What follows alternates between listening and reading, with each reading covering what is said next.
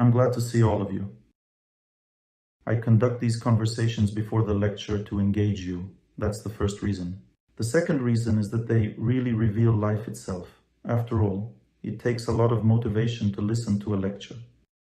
And these conversations motivate us to delve deeper into what life is. That's why we engage in such long conversations with people before the lecture. I believe you don't find this boring. Let's continue our lecture.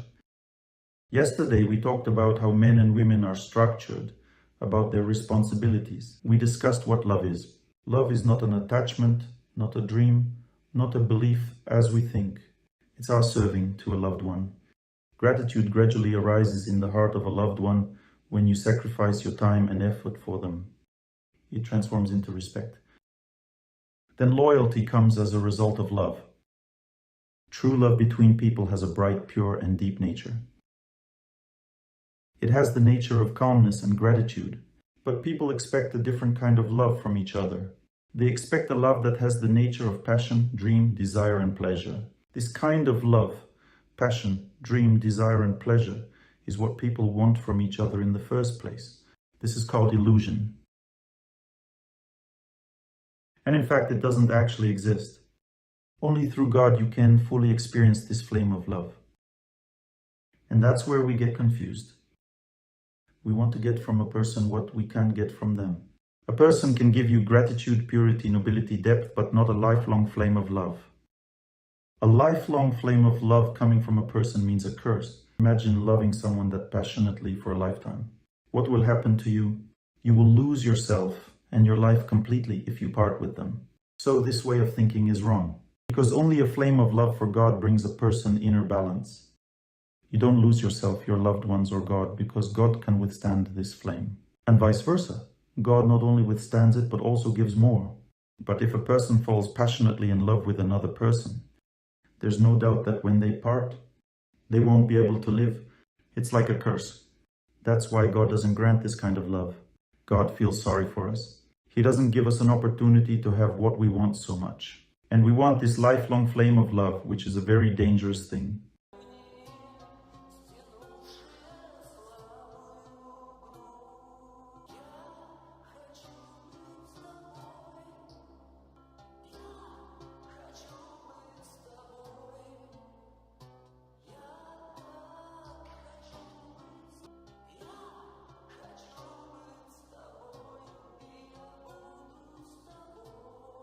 Not necessarily.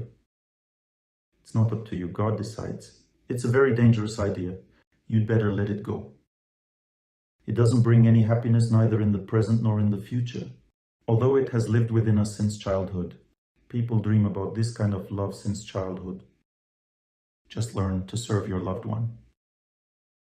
It's clear that your loved one doesn't embody these dreams. They are simply human. When we fall in love, we don't understand that a person is just a person, and we idolize them. A person has a divine element, that's a fact. But they are just people and can't give you what you dream of. So just accept them as they are. Start serving them. You'll receive gratitude. From this gratitude, you'll see purity in them, and you'll start respecting them for that purity. Every person has purity, every person is a soul. We are all souls. Then loyalty will emerge. Loyalty means you've burned your negative karma in the relationship. You burned your bad fate by serving, caring, forgiving, accepting. Burning bad fate is easier and quicker if you accept, endure, care, and pray. And if you start quarreling, it becomes harder. In other words, you need to take the short route. It's better to agree right away. Otherwise, they will torment you, and in the end, you'll agree anyway. Let's say your wife says she wants to live in a certain way, and you don't agree. Fine, you have two options. The first one, she'll leave you, and you'll realize that you shouldn't have argued with her. Men, please raise your hands if you've realized it, but it's already too late. Haven't you figured it out yet? All right, you'll get it. The second option, you'll realize that nothing has changed and you'll have to agree. Who has realized this? Well done. In other words, nothing will change. Just accept the person right away. If you want to help someone to change, then you must first accept them, because there is no other way. Accepting a person means you begin to treat them kindly. It is through kindness that knowledge enters a person's heart. Suppose you don't like your husband's behavior. Accept him in your prayer. Pray to God. If you don't like something in him, it means you don't accept your fate that is passing through him. Can't accept. Okay, pray to God. You lack energy. You lack spiritual strength. Pray to God. You'll receive spiritual strength from him. You will be able to accept this person. And once you accept your husband, it means you treat him kindly. You agree with him as an individual. From that moment on, through your acceptance, the knowledge of how to become better enters his heart, because you've accepted him. Knowledge begins to affect him through your heart and kindness. Kindness looks like an insulating layer on a cable or electrical wire. Kindness is the cover of knowledge. Once you've accepted a person, your knowledge will subtly enter their heart.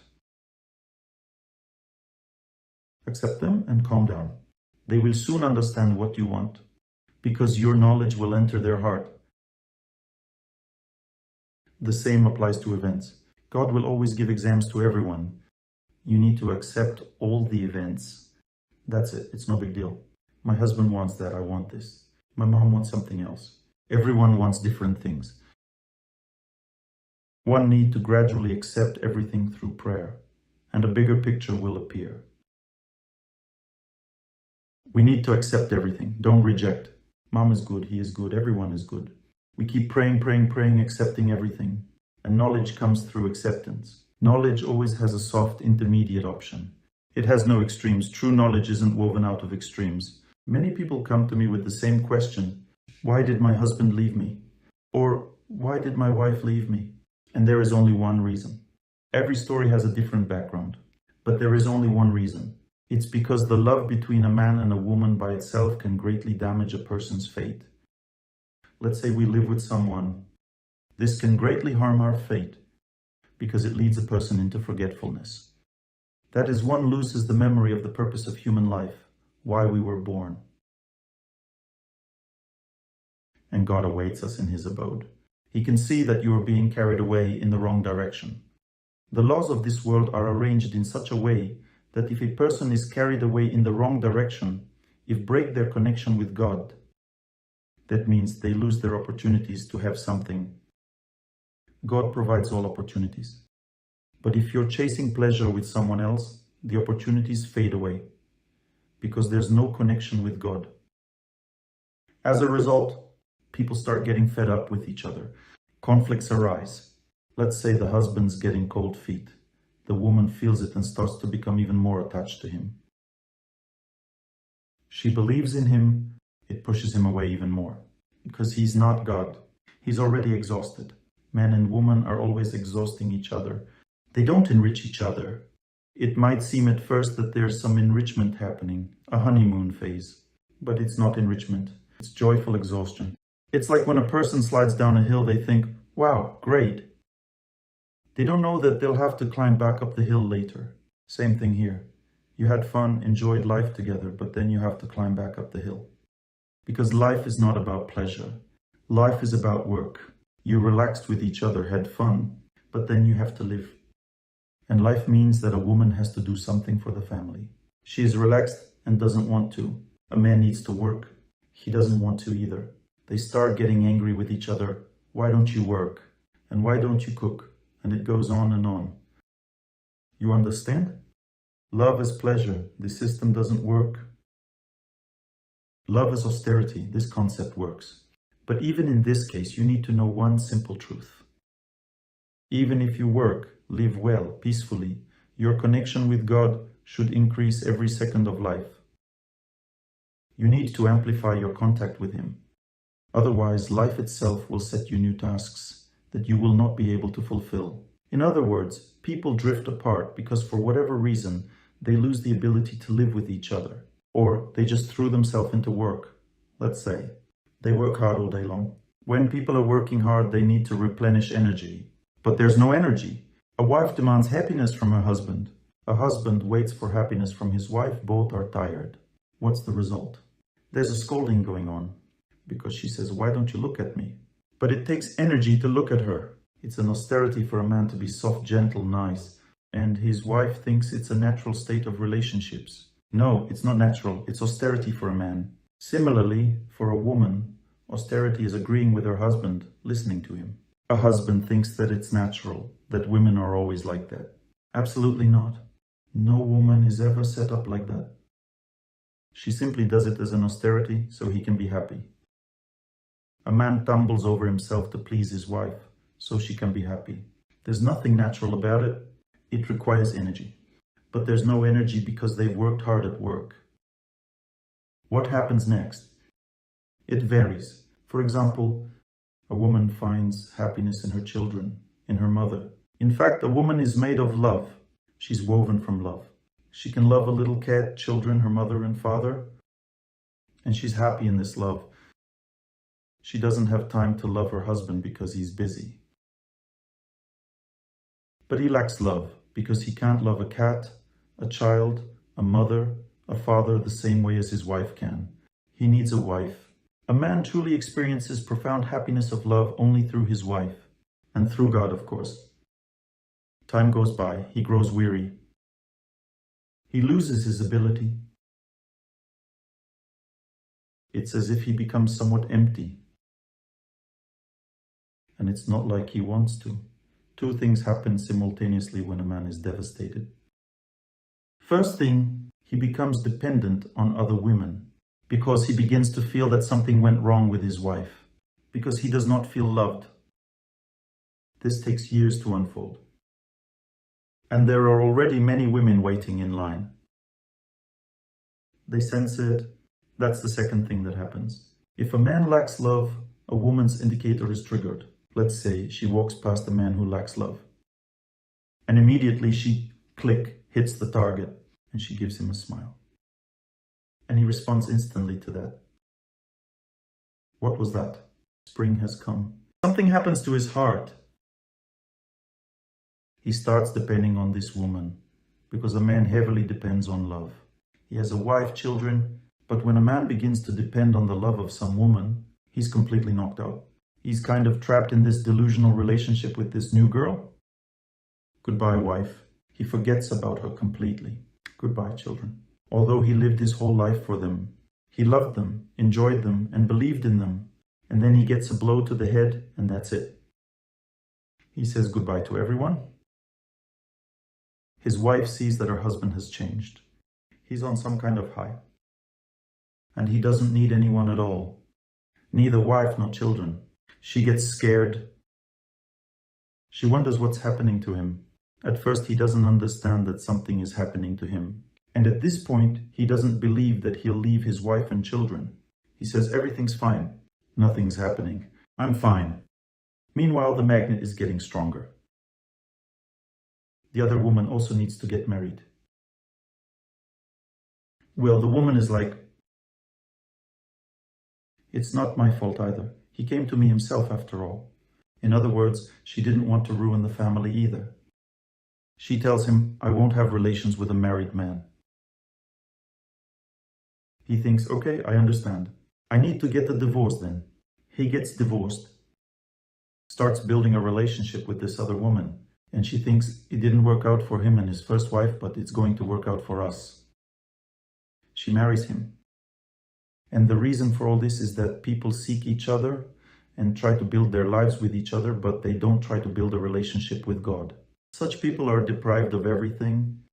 Women always need to remember an important thing. You need to make an altar at home. It is necessary to let prayer resound in the house at all times. You should prepare food with prayer. In other words, your home needs to be filled with God. Because when a home is filled with God, several interesting things happen. First thing, a woman becomes beautiful, meaning she becomes attractive to her own husband. Because a man sees beauty in a woman. It's the energy of God. If a woman is filled with God, she's always beautiful. always wonderful. Look at these girls and boys from the Blagost Club who bought you flowers. There are still flowers left over. They couldn't give them all away. They are very cute. All of them are so beautiful, so full of energy, because they live for God. They want to live like that. And as a result, they are naturally full of beauty.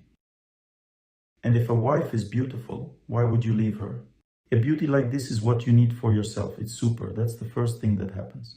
The second thing is that if there is an altar at home, if there is a constant sound of prayer, if a man eats sanctified food, then his heart will have a conscience. Women on the street will always be more attractive than a wife, because a wife gets older while girls get younger. It doesn't matter to a girl. A man can be 15 years older than her. It doesn't matter to a man either. A girl can be 15 years younger than him. You know, there's no age problem. So the girls on the street will always be more beautiful than your wife. But if she is pure, radiant, joyful, there will always be a conscience living in her husband's heart if she is connected to God. The problem is that people live just work, home, homework. The goal of life is to buy an apartment. There's no conscience, because conscience needs to be nurtured. It's an austerity to have a conscience in life. And when a man becomes shameless, the wife starts asking, why? We had children, we had a family. Why did he leave? Just like that, he left me for another woman. Can you see why it happened? Because neither family nor apartment nor children by themselves provide closeness in relationships. If you discuss something like your house, your family, your children, it doesn't mean that you have a close conversation. A close conversation means that a person opens the depth of the heart. Do you open the depths of your heart to your husband? Of course not.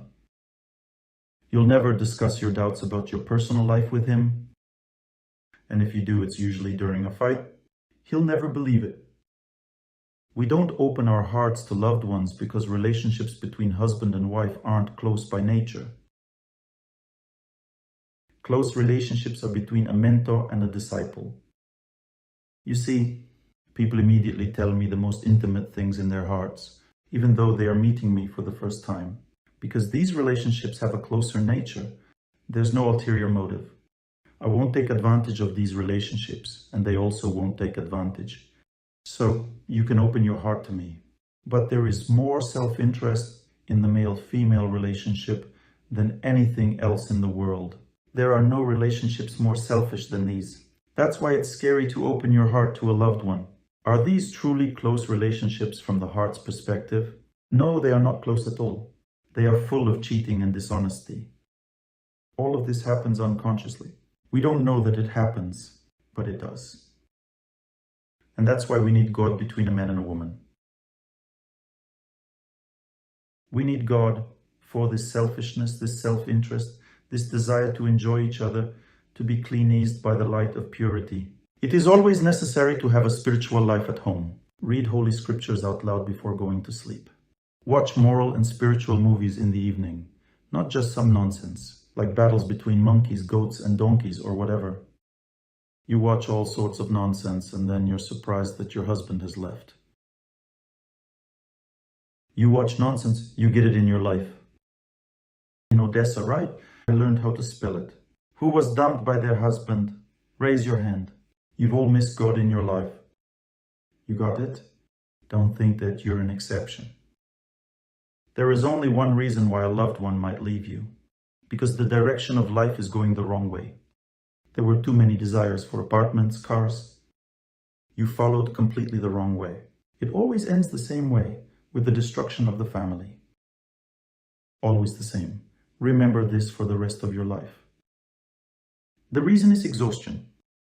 People get tired of each other, which is the root cause of exhaustion. There is a lack of love, a lack of purity in the relationship.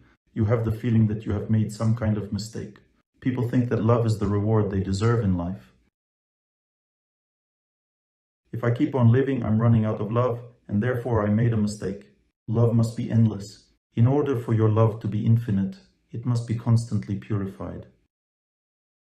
You have to invest endlessly in the relationship to keep the love going. But if you don't do that, if you're overworking, you're not investing in a relationship. You're investing in a house. Will you need it in the future or not? It is a question. You have to keep your family together first. There are many other things which you need to know. You have to learn, for example, that people often break up simply because they don't invest in their health. For example, infertility is a health issue. It's not an issue of much. As some astrologers say, you're incompatible. You're not two halves, you better break up. It's a health issue. And health means austerity. 3 types of austerity must be performed. The first type of austerity is movement, a continuous kind of movement. Prolonged, uninterrupted movement. The second type of austerity is a static, motionless body posture, let's say yoga. We've got here folks doing yoga. And the third type of austerity is fasting. These are the 3 types of austerity. They prolong life and cleanse the body. So the body's cleansed through austerity, infertility, emotional instability, mental fatigue, decreased concentration, female hysteria, and male anger. It all means the lack of the energy of nature, the lack of power. I've just run along the coast for 16 kilometers today. I got so filled with this power of the sea. It's just incredibly easy, unbelievably easy. It's so amazing.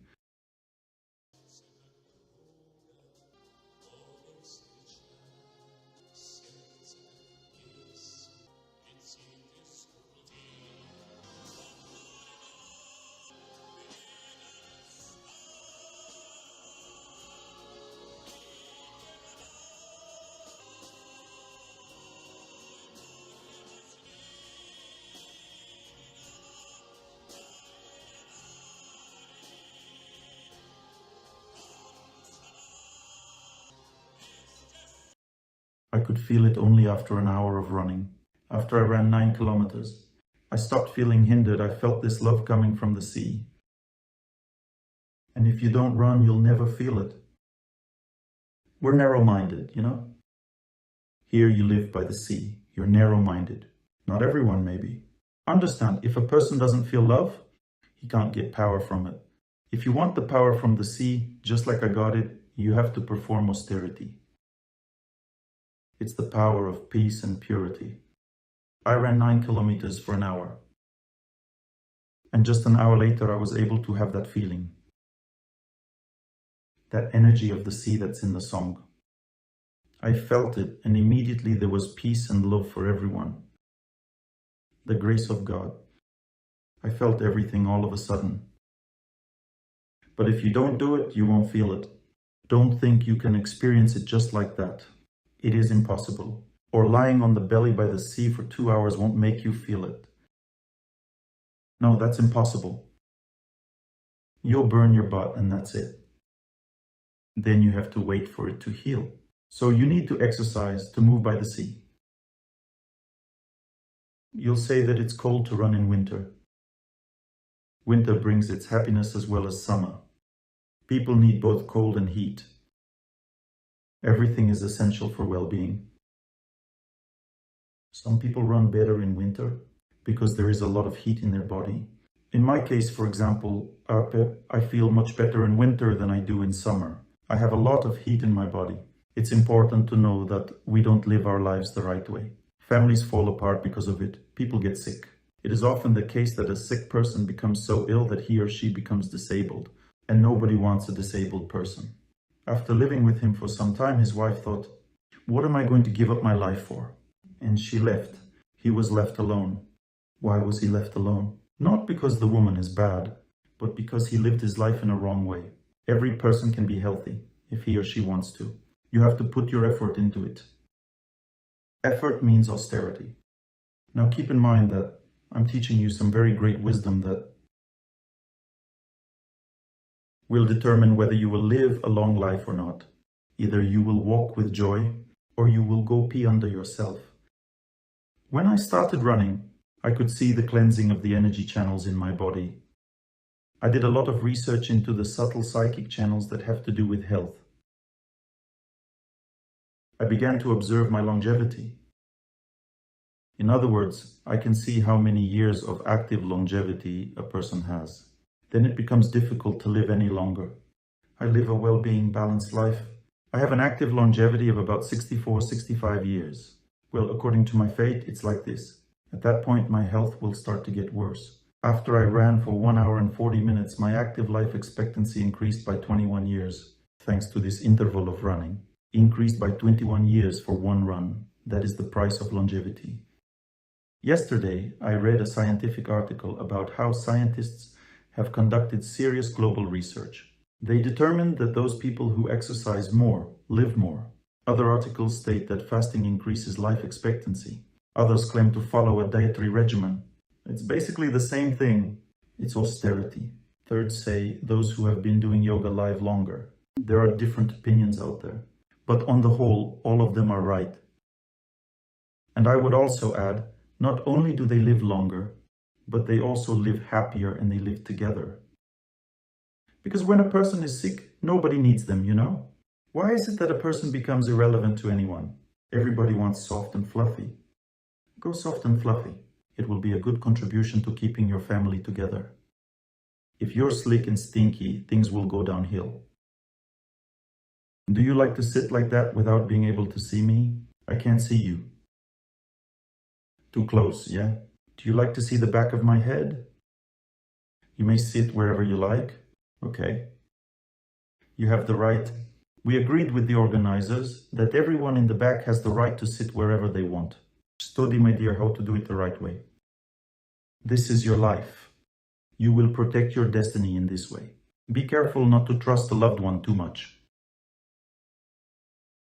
Everyone has a strong obsession with their own personal happiness, rather than the happiness of their loved ones. Only children are given to us. I will explain in a moment. Love for children is very different from love for other people. That's what adults have to achieve. That means we have to feel each other's souls. Then there will be this eternal connection. In order to have a sense of the soul, you must serve the person. It is a matter of energy to be of service to a close person, for there is no energy. We want our loved ones to be of service to us. Energy comes from God, from nature, from good people. Therefore, the right way to live is serving people, serving nature by cherishing it and performing austerities in it. The right way to live is also to serve God, by going to the temple, reading holy scriptures, listening to spiritual music, and studying about the holy people. This, by the way, is a subtle, unobtrusive way of advertising. We have an online project called Blagost. You can find it on the website. There are 2 online projects. In one of them, I personally give lectures myself. Also, Father Ambrosi gives lectures on the lives of the saints. He gave a seminar on February 3rd and will continue to lecture online once a month. What's that? It's the same kind of communication, except you get together in an apartment. I can see all of you on my screen, connecting with these groups of people all over the world, from 11 a.m. to 2 p.m. on Saturdays and Sundays, weekends, Moscow time. The geography of the participants is wide, from Vladivostok to England. Anyone who has daylight at the time of the event. We have chosen noon, so that there are plenty of hours of daylight to go both forwards and backwards. I can see all of you. Everybody can ask a question. The same contact, the same connection, but there's a slightly different idea. We discuss more narrow topics that I don't discuss in public lectures. They're usually a broader aspect. For example, we have a lecture on the 23rd and 24th of February on the law of reincarnation. Do you have any idea what that means? I'm going to tell you all about it in detail. What happens to a soul when it leaves the body? What's next? How the subtle body is formed? Where it goes next? When it is reborn again? In whom it is reborn? Why, and so on. Everything is described in the Vedas. I'll tell you all about it. Twice for 3 hours. This is a serious seminar. You won't find this kind of information on the internet, because it's a very specialized conversation. Sign up and listen. Tickets are a lot cheaper there than here. My lectures will also be held in Chisinau. From here I will go straight to Chisinau. If anyone is interested, they can go too. Why? Even people from Odessa come to Kiev to attend my lectures. Who is coming to Kiev for my lecture? So why not go to Chisinau? It's closer from here. Will you go there? Good for you. Catch a mandarin. Let's give it a try. Pass her a mandarin. I probably can't throw while sitting. I need to get up. I need to practice. So, It's also very important to know how a family is maintained in general, how to keep it together. Even though I've told you, you still have no idea about how much it works. You don't know how powerful is sanctified food. It's just a tremendous power. If you start sanctifying your food, everything changes in a man. My wife does amazing things. I mean, women in general have a natural ability, so she can do whatever she wants to me just by using sanctified food. She sanctifies the food, let's say, today for a good sleep, but she says nothing to me. Usually my sleep is very fragile. It's hard for me to fall asleep. After I've eaten her sanctified food, I fall immediately asleep. She says, "How did you sleep?" I say, "Like a dead man." She says, "The food has been sanctified for sleep." You got it? I say, "Got it." A woman is a blessing force. She's got this energy. She can do whatever she wants to a man through food. But women don't know anything about it. They feel that there's something there. Can you feel it? That there's some kind of secret meaning to this? But you don't know what it is. I'm telling you. My wife is a specialist. She can do whatever she wants. Let's say, if she sees that there's a girl in our team who starts talking to me too often, she can solve this issue. She took the food and sanctified it, as if by magic. That's it. The girl doesn't talk anymore. You got it, women. These are subtle things that men don't understand. How can she have such an effect? Well, it's not clear. It's just that a woman and a man have different energies. There are men who think, what is the point of a woman? She is weak and doesn't make any sense at all. She, woman, has had children, and that's it. There's no point anymore. Nothing of the sort. We do not know that woman's nature is hidden from us. Women themselves do not fully understand their nature. It's a hidden nature, it's a secret.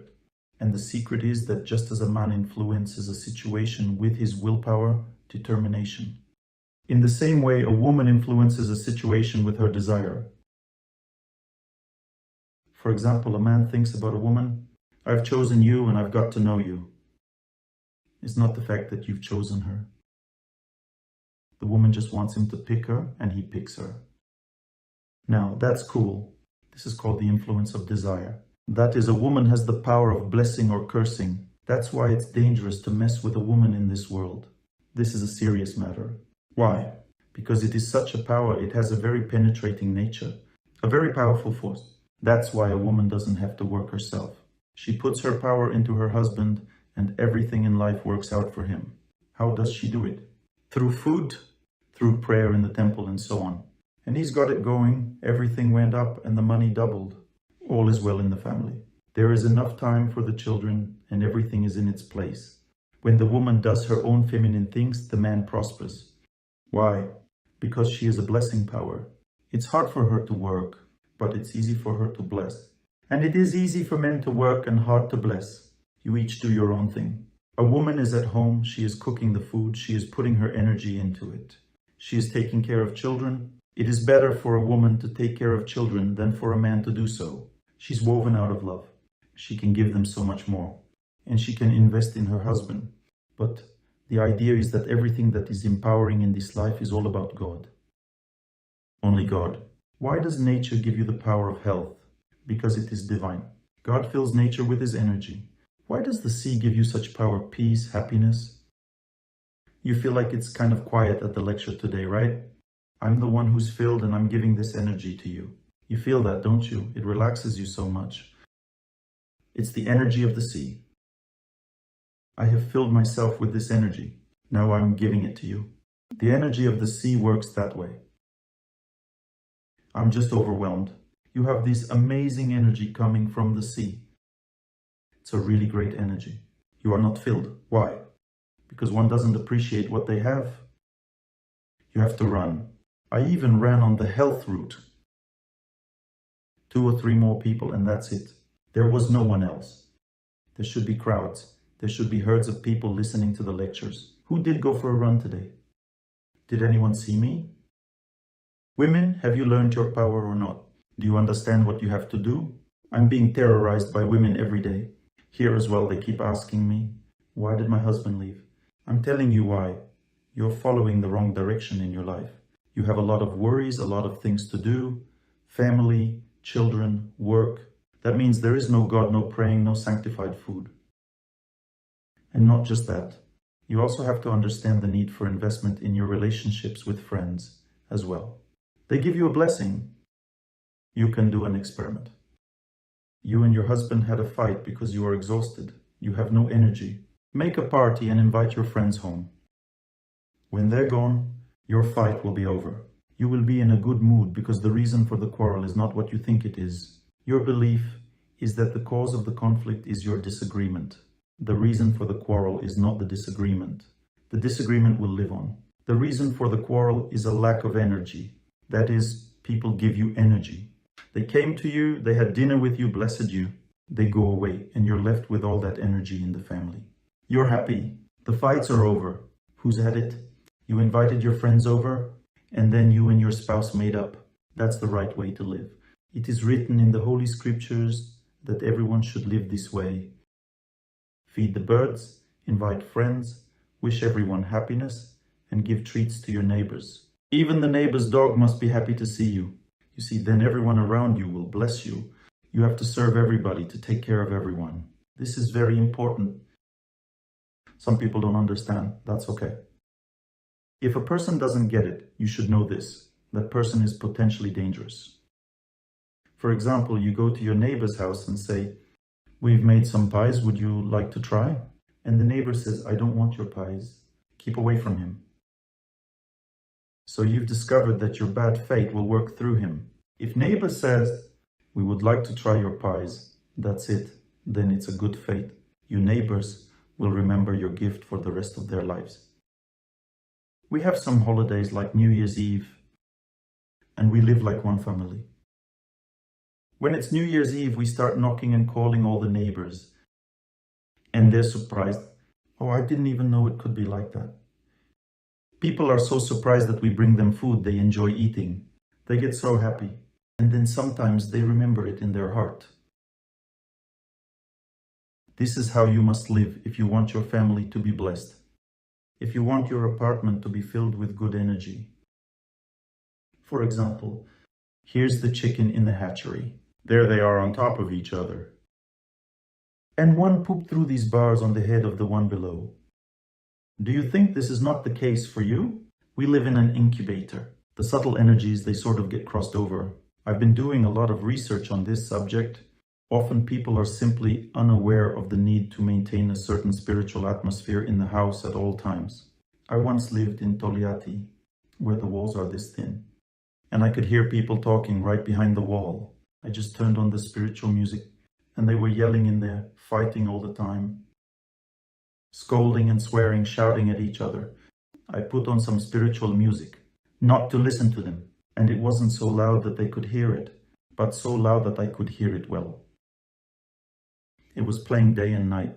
Can you imagine? After a week, they stopped fighting altogether, as if they weren't there.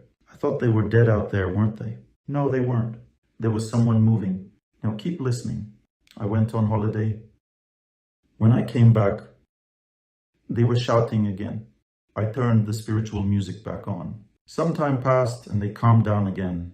You see, people just don't have enough energy. Why do people shout? Let's take children, for example. When children cry, what do they need? It's time to go outside. Hurry up and go outside. They are ready right away. Everything is okay. They're not crying anymore. How are we any different? Everything is the same. If your husband is shouting, you have to run. Not from him, but kind of with him along the sea. I mean, there is not enough energy. If someone close to you is nervous and angry, it means that they don't have enough energy of some kind. You have to understand which one, if they are tired, don't have any concentration or emotions, then there is not enough energy of nature. If something goes wrong at work, with friends, with the boss, if everything falls apart in the family, then there is not enough human energy of people. And there is a sort of invisible wall in front of you when fate is upon you and you don't know what to do. It means that God's energy is lacking. So you have to get involved and break through that wall. And that's it.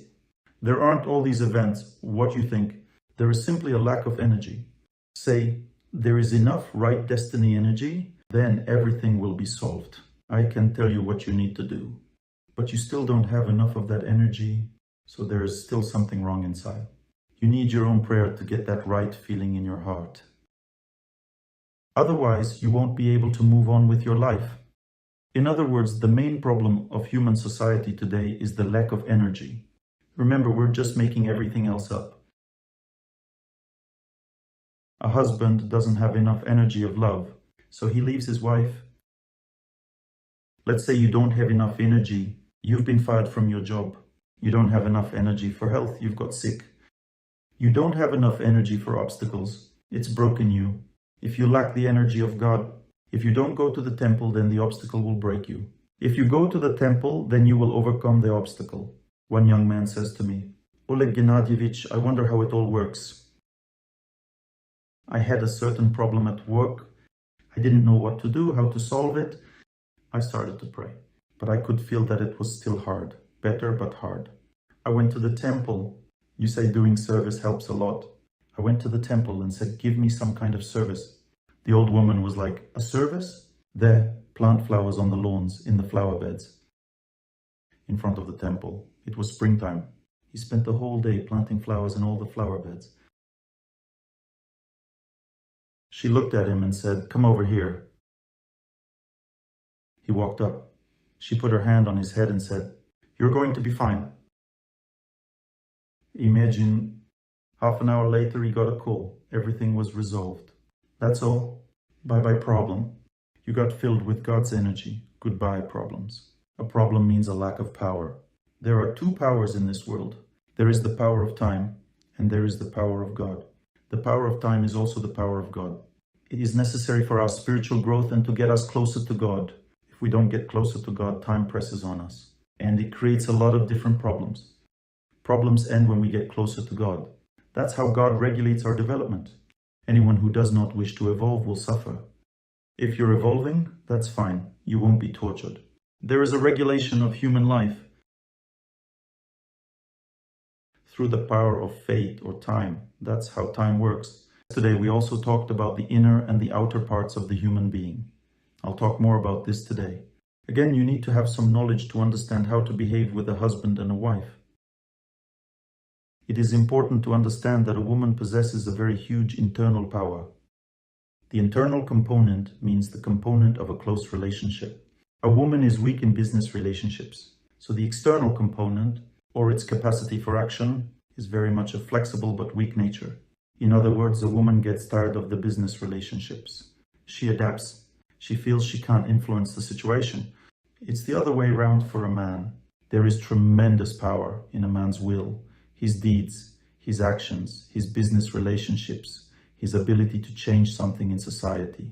In a woman, the energies of internal relationships, where people are close to each other, have a tremendous power. That's where a woman has tremendous power.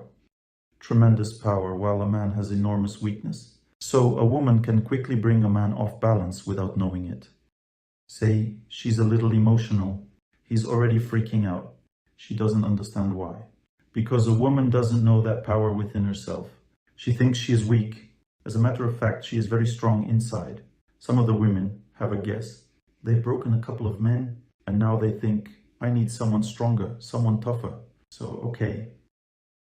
I explain women, not someone tougher, but build a relationship in the right way. Slow down. Don't get too emotional with your man. If you have something to say, speak softly.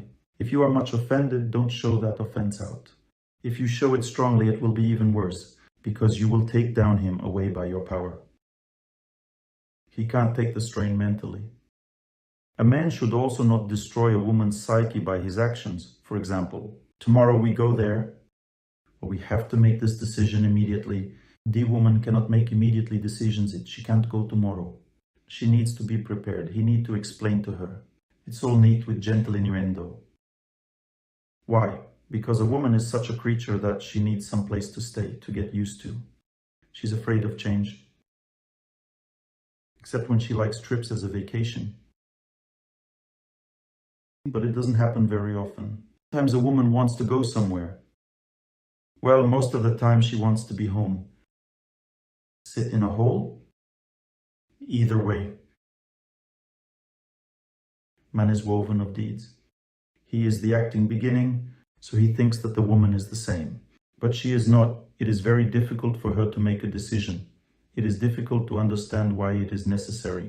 It is difficult to accept. It is difficult to adjust. All this requires time.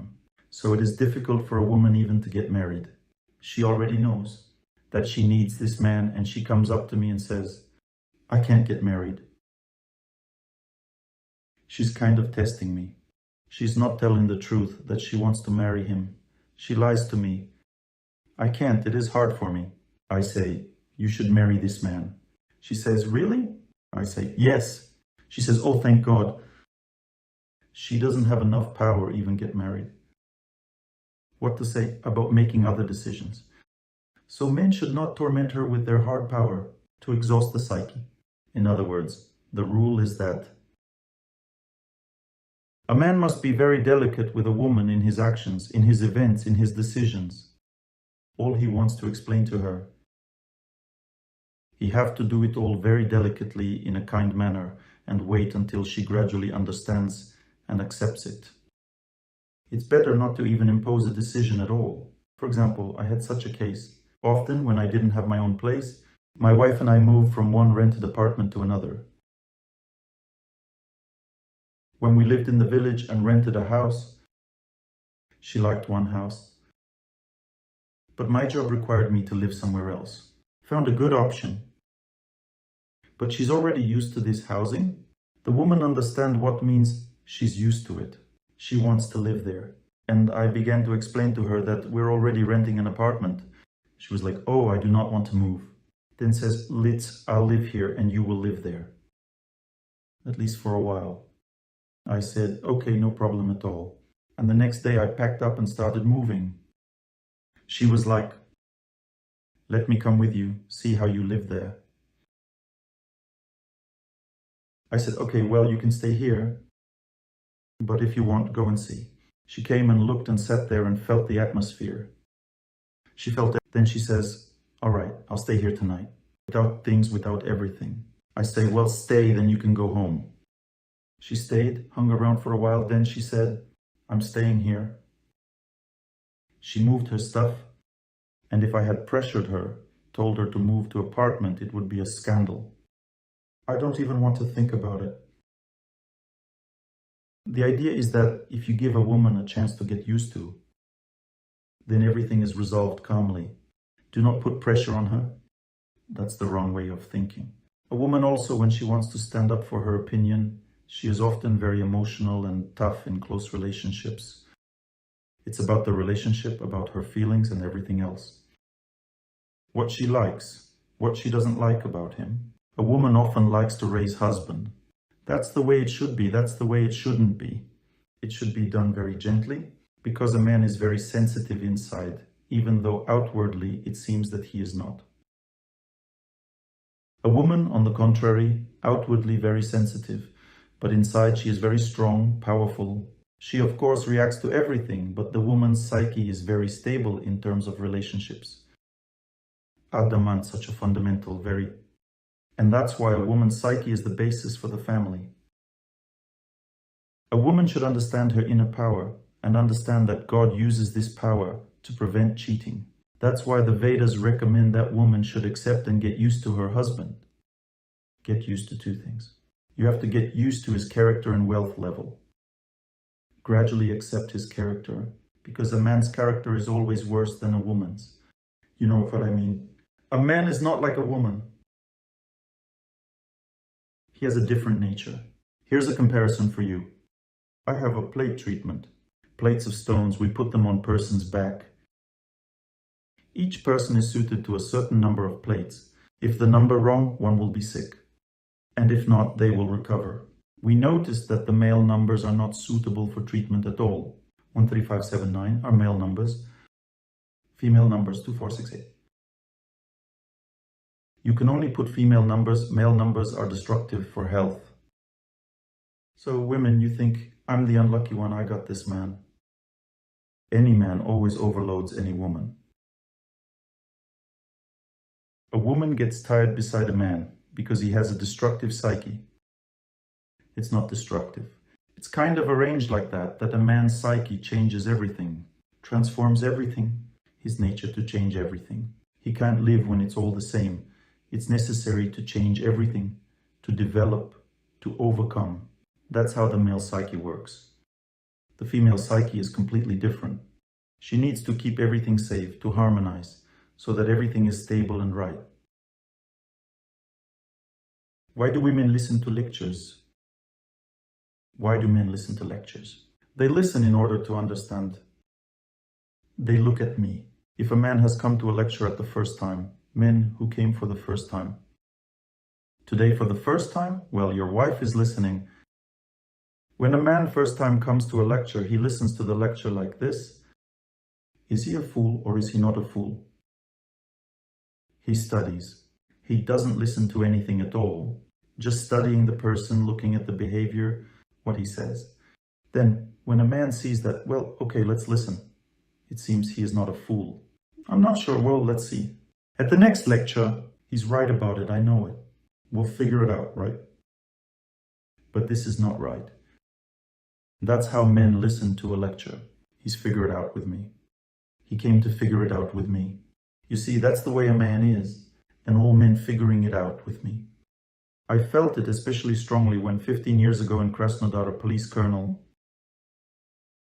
asked me tearfully to give a lecture at the Academy of the Ministry of Internal Affairs. I came, and there were 500 policemen sitting there. Adjutant says, "Get up." They stood up. "Sit down." The adjutant ran up to me and said, "You have 45 minutes. All 500 policemen stared at me. 20 minutes of the lecture was without emotion at all. Is he a fool or is he not a fool? 500 people at a time?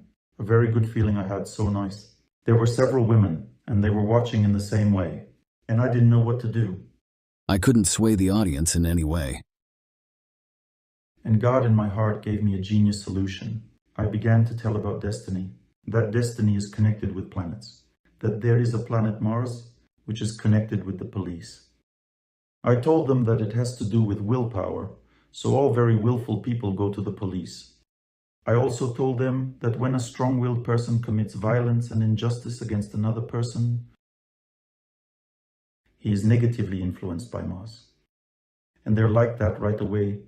And how is the negativity expressed? I say, it's spoiling. It's connected to all the organs that go down the center like this. I told them what it had to do with the fact that a runny nose could occur, a sore throat and a stomachache. But the most unpleasant thing is that if a man is constantly very angry with people, then he develops a potency disorder, which is also related to Mars. And you know, after that, the whole hall at once. You know, there's a movie called Lenin in October. There was one on the battleship, one said, "Comrades," and everyone was like this. They immediately began to listen intently. Potency disorder. They clapped at the end. They really enjoyed the lecture. So men sort of keep it in mind about the violence. It's a subtle hint. So again, let's understand what this behavior is all about. The first thing to know, a woman needs to know that this destructive influence, this harshness, dislike she feels for her husband. It's not that she's unlucky or it is some kind of incompatibility. All men are the same. It comes from each and every one of them. And the reason why you feel this is the wrong behavior. You have to understand that you have to behave with a man that way. One must always overcome this outer mental cylinder of a man. This is overcome with a gentle, kind, accommodating approach, like in Aikido wrestling. Let's say someone tries to make a punch and you use their fist to knock them over. When a man says harshly, "What have you said? You should do Aikido." What does that mean? It means to agree at first to say, yes, that was wrong. At first, if you pretend to agree, he immediately relaxes. He thinks there will be no war. He is at war with everyone. The main thing for him is that whether there will be a war or not. No war. Okay, she agreed. You agreed, and then kindly, "My dear, you are of course the right one." What should her look be like? You are, of course, the right one. Well, some women have this opinion, and in a very soft voice, and preferably after a meal. When a man has eaten, he has about 3-5 minutes after eating his outer mentally cylinder not working at all. He's so relaxed, no war. The war is over. War is war, but lunch is on a schedule. He relaxed, and at this time you have to gently continue the topic. You agreed the topic is already closed, and you softly, there are some women who think that this is so. Naturally, he'll start reasoning, explaining that they're fools, that it is not true, that in fact it is like that. That's all right. Women, the processes are going on. You think he's dumb, he won't understand. He understood everything. He understood everything. But it takes time. You told him in a right way. And remember the difference between male and female nature. Women admit it. It's hard for you to admit it because you're also gentle and you want everything to be fine, protecting your husband from all the problems. He needs a kick in the head in order to develop. This is also what a boy child needs. You won't be able to protect him. He needs it. I'll give you an example. Let's say the fan is spinning. If you say to a little 3 years girl, do not stick your finger in the fan, it will hurt. That's it, she remembered. She can't put her finger in there, it would hurt. If you say to a little 3 years boy, do not stick your finger in the fan, it will hurt. It was a mistake. He did not see the fan at all at first. You turned his attention to the fan. It's a challenge, you know, he's a hero. He was born a hero. And here's some fan can hurt me. He will go to the fan to study how to defeat him. Of course, he's going to stick his finger in there first. You see the idea? A man needs to fight everything. He learns about the world through action. He needs to make a mistake, get hit in the head, allow a man to make mistakes. There is an extreme case when a mistake can take a life. In that case, you need to knock more to talk kindly. But most important, understand this. Women often think, I need to put more emotions to make him understand. This is wrong. First of all, it is necessary to speak very softly so that his outer wall did not turn on. If the woman speaks softly, he understands that he doesn't have to protect himself from anything. She agrees with him. It is most important. And she's just figuring out the details. Because that's what a lot of women think. We're silly. You're smart, explain the details. And the details are just the opposite of his point. And you have to ask him many, many times in a kind manner. I'm so silly, I don't get it, tell me again. And then when things happen the way she said, he'll start thinking. The brains will turn on, and that's a good thing. You have achieved your goal. But in order to achieve your goal with a man, you have to experience a little taste of defeat, that is, he must necessarily bang his head against the wall. He can't just accept something, he has to feel that taste of defeat. Taste of, I am wrong. He has to admit it to himself through the events that will happen. It is important. But there are key points, let's say. If you see that a man has begun to look at other women, you tell him, don't look. That's pretty much all right. You have to intimidate him in this matter. But no, that's not the main problem. The main problem is that you don't have enough God in your house. You don't have enough power to keep your husband around. Which means that your psyche is already exhausted. It has no effect on the situation. It is the woman who keeps the family. Her power, also important. Your inner mental cylinder should be set up like this. That is my only person. When you look at your husband that way, he gets the energy of love from you to the fullest extent. If you have thoughts, I could have found a better one. He gets nothing from you even though you love him. I could have found a better one, then relationships fall apart. That is the way God has arranged it. If a woman is not full faithful, a man can't love. This process doesn't turn on inside him. That is why in ancient culture there was such a belief that man should marry virgin, so that she knows nothing about other men at all. And then she will be faithful to him. But in present-day culture, it's just such a man's nice dreams. Because reality is quite different. People have quite different lives. So you have to understand this principle, that a woman should perform a thesis. Women always compare one man to another. That's how their psyche works.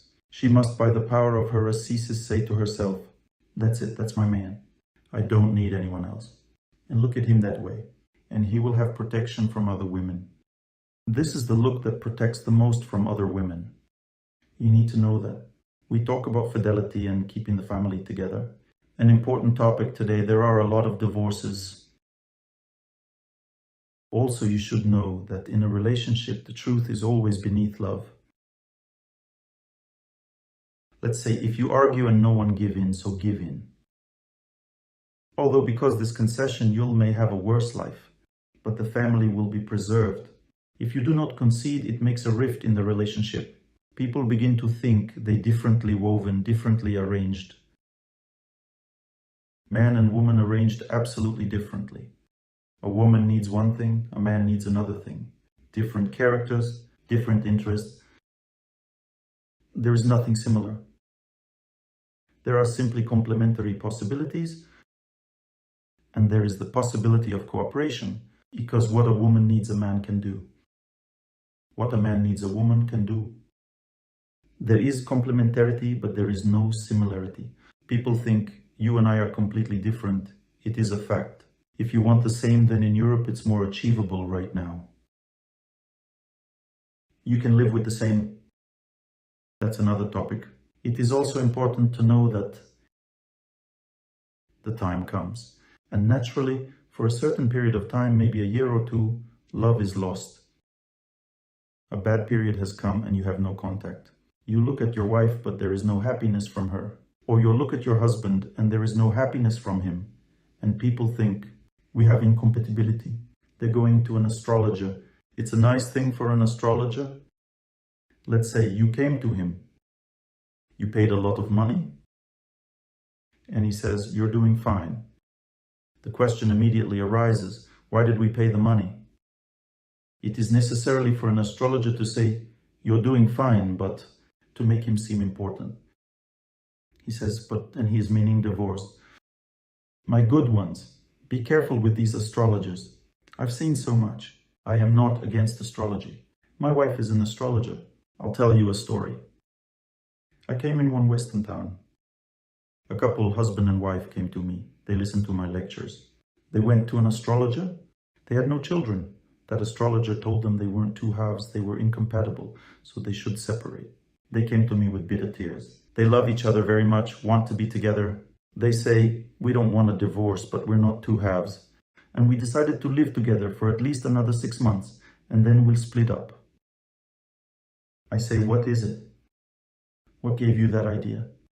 It came out that the astrologer imposed this idea on them. I explained to them, there is indeed an obstacle to conceiving children, but this obstacle is overcome simply by a spiritual practice. You need to pray. If it doesn't help, then go to a holy place and pray some more there. It's a story 5 years long. They went to the holy place, first prayed at home. They accepted my understanding that what they were told was a hoax. They believed me, but still there was a seed in their hearts. Seed of danger and fear. Maybe Oleg Gennadievich is wrong. They began to pray, prayed, then went to the holy place, prayed there. And right there in the holy place, the pregnancy occurred. A boy was born. Later, they wanted one more child. They prayed. Twins were born, 2 boys. Now there are 3 kids. She went to the gynecologist for advice. She looked it over and said, you have no such problem as childlessness. You are okay. But next time you'll have twins again. So now they had another problem. They came to me 5 years later. Oleg Gennadievich, we have another problem. We have 3 kids. We've had enough. How do we not get pregnant? Imagine, astrologer nearly destroyed the family. People loved each other, lived happily, decided to go to astrological consultation. My dear ones, please be careful. Be careful what people say. Everyone who is not lazy says nonsense. Only if a person sees destiny, he can tell right. All the rest people can just roughly say about such things, but there are people who just always ruin life because they want to scare you. Unqualified people are always scary you. Remember, whoever you go to, a doctor, a psychologist, an astrologer, anyone, whatever they call themselves, if you left them with a broken heart and a sense of fear, danger, fright, it means that you fell into the hands of an unqualified person. They did not give you the opportunity to overcome fate. They only spoiled fate for you. Because destiny has to be handled carefully. One can't do things like that. Be careful. I don't mind there are some good ones, but you have to study people before trust your life.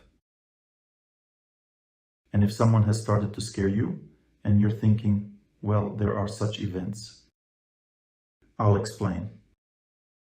Look, if some bad event should happen, then an astrologer, a psychologist, a clergyman, they should tell you how to overcome it, not threaten you with the danger of this event, because the threat of danger destroys a person's faith in his life.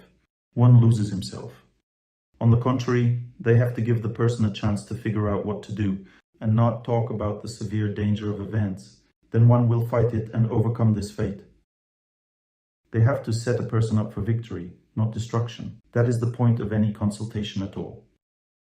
Not that you won't need a full coat, don't buy it. Great. So what happens to a person? Well, let's start with getting to know each other phase. Women and men should know that a man has two attractive powers and a woman has two attractive powers. The first male attraction power that dazzles a woman, any woman, is a man's external appearance. External appearance can be very cool, very self-sufficient. When a man's coolness is combined with delicate treatment and good upbringing, it seems to a woman it's just a dream come true. I mean, he looks really cool. And he can also be very gentle, kind, soft. A woman just melts away from it. She thinks, oh my Lord, this is my dream. It's not your dream. It's your curse. Because when a man acts like that, it always means only one thing. He wants sex.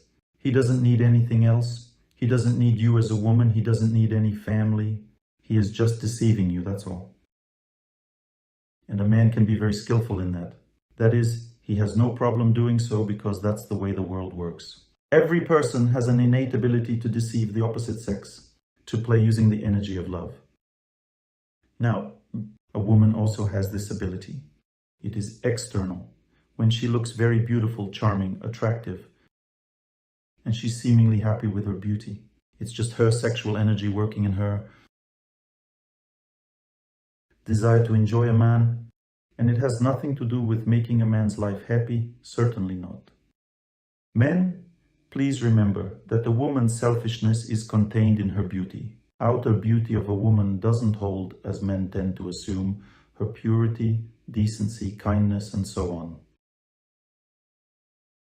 These are other things that are completely invisible to the external eye. I'm going to show you how you can see this. There are corresponding songs. Outer beauty is just a woman's ambition. Of course, it is also based on something.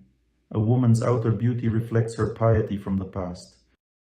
And men often run after this beauty, not realizing that they will have to live with the person, not with the beauty. Now, a man has inner beauty, which women do not notice. They are not attracted to this man's inner beauty. That is his humility, modesty, his ability to overcome himself, his unobtrusiveness, his very calm, not pushy inner style, his faithfulness in relationships. A man's inner beauty means responsibility that lives inside. He doesn't reveal this responsibility. He doesn't make a show out of it, and that is the inner beauty of the man. Even though it has a calming effect on a woman, she likes how it makes her feel. She is not attracted to it. That is, it doesn't drive her crazy. Remember, when a man falls in love, his outer beauty becomes no longer visible. A man's outer beauty is always visible when someone has a crush on him, in which case he can show off. When he falls in love himself, his inner component remains, and a woman feels that he is a good man. But there is no thrill. He is a good person, he'd make a good friend. But somehow he doesn't make me fall head over heels for him. He doesn't make my head spin. You see, this is the colossal contradiction of life. A woman's inner beauty does not drive men crazy. A woman's inner beauty comes from her heart. Around the time when she is due to get married, her heart becomes so warm and faithful, family-oriented. And a sensible man feels this power of a woman, that she will make a good wife. This is the main beauty of a woman. However, always either outer or inner beauty prevails. If the inner beauty prevails, it becomes very difficult to notice her. And if the outer beauty prevails, a woman is very noticeable, but she may struggle to get married because the truth will come out. That is, she's been dating a man, but he doesn't want to marry her because she has none or little inner beauty. She is not investing in this power. It is possible that someone may have both inner and outer beauty, but it's a very rare combination and you won't be lucky. Don't get your hopes up. And the same applies to both men and women. If a man has both outer and inner beauty, then there will be 10 women for one place. What are the chances that you will be the one? So don't ever set any lofty goals for yourself. Family life is meant for the work of the heart. God will still give you the one you deserve, and if you don't like it, then you will end up alone. The same applies to men. So choose the beauty of the heart, both in men and in women. What does it look like in women? Here's a man that fell in love. He doesn't have any bad habits, but does not evoke any strong feelings.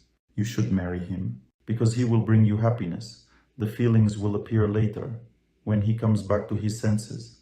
When a man has been with someone for a while, he kind of calms down and becomes self-sufficient. A woman begins to get attached to him. This is how a family should be started.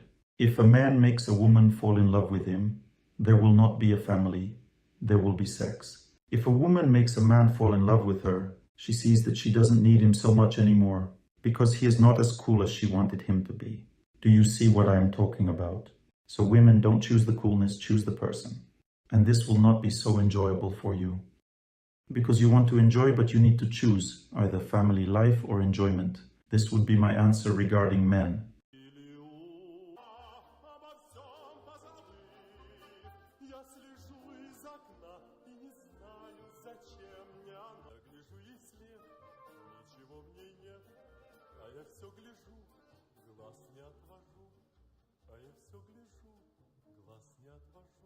I am watching her, there is nothing about her, but I am still looking, can't take my eyes off her. This is inner beauty. It brings happiness, because a woman that left her husband does not have this beauty. Her heart becomes cold and only outer beauty remains. That's why this verse is from a song. This is what's happening to me. My old friends stopped coming to see me. Instead, in idle vanity, different other ones are coming. Because there is no inner beauty, and it cannot be activated with lipstick or something like that. That is, it depends on God. If you behave honestly in life, you repented, asked for forgiveness, forgave, prayed, your heart is cleansed, well, you are ready for the next family, then you get it. Well, you get what you deserve. It's not that you get some kind of an angel. An angel in the flesh, where to find him? Where to find him? You see, it's not possible. You will get just a man, and this man will become attached to you. Well, my apologies to the women. I'm sorry, I understand. You want what's best, right? And it turns out as always. That's life.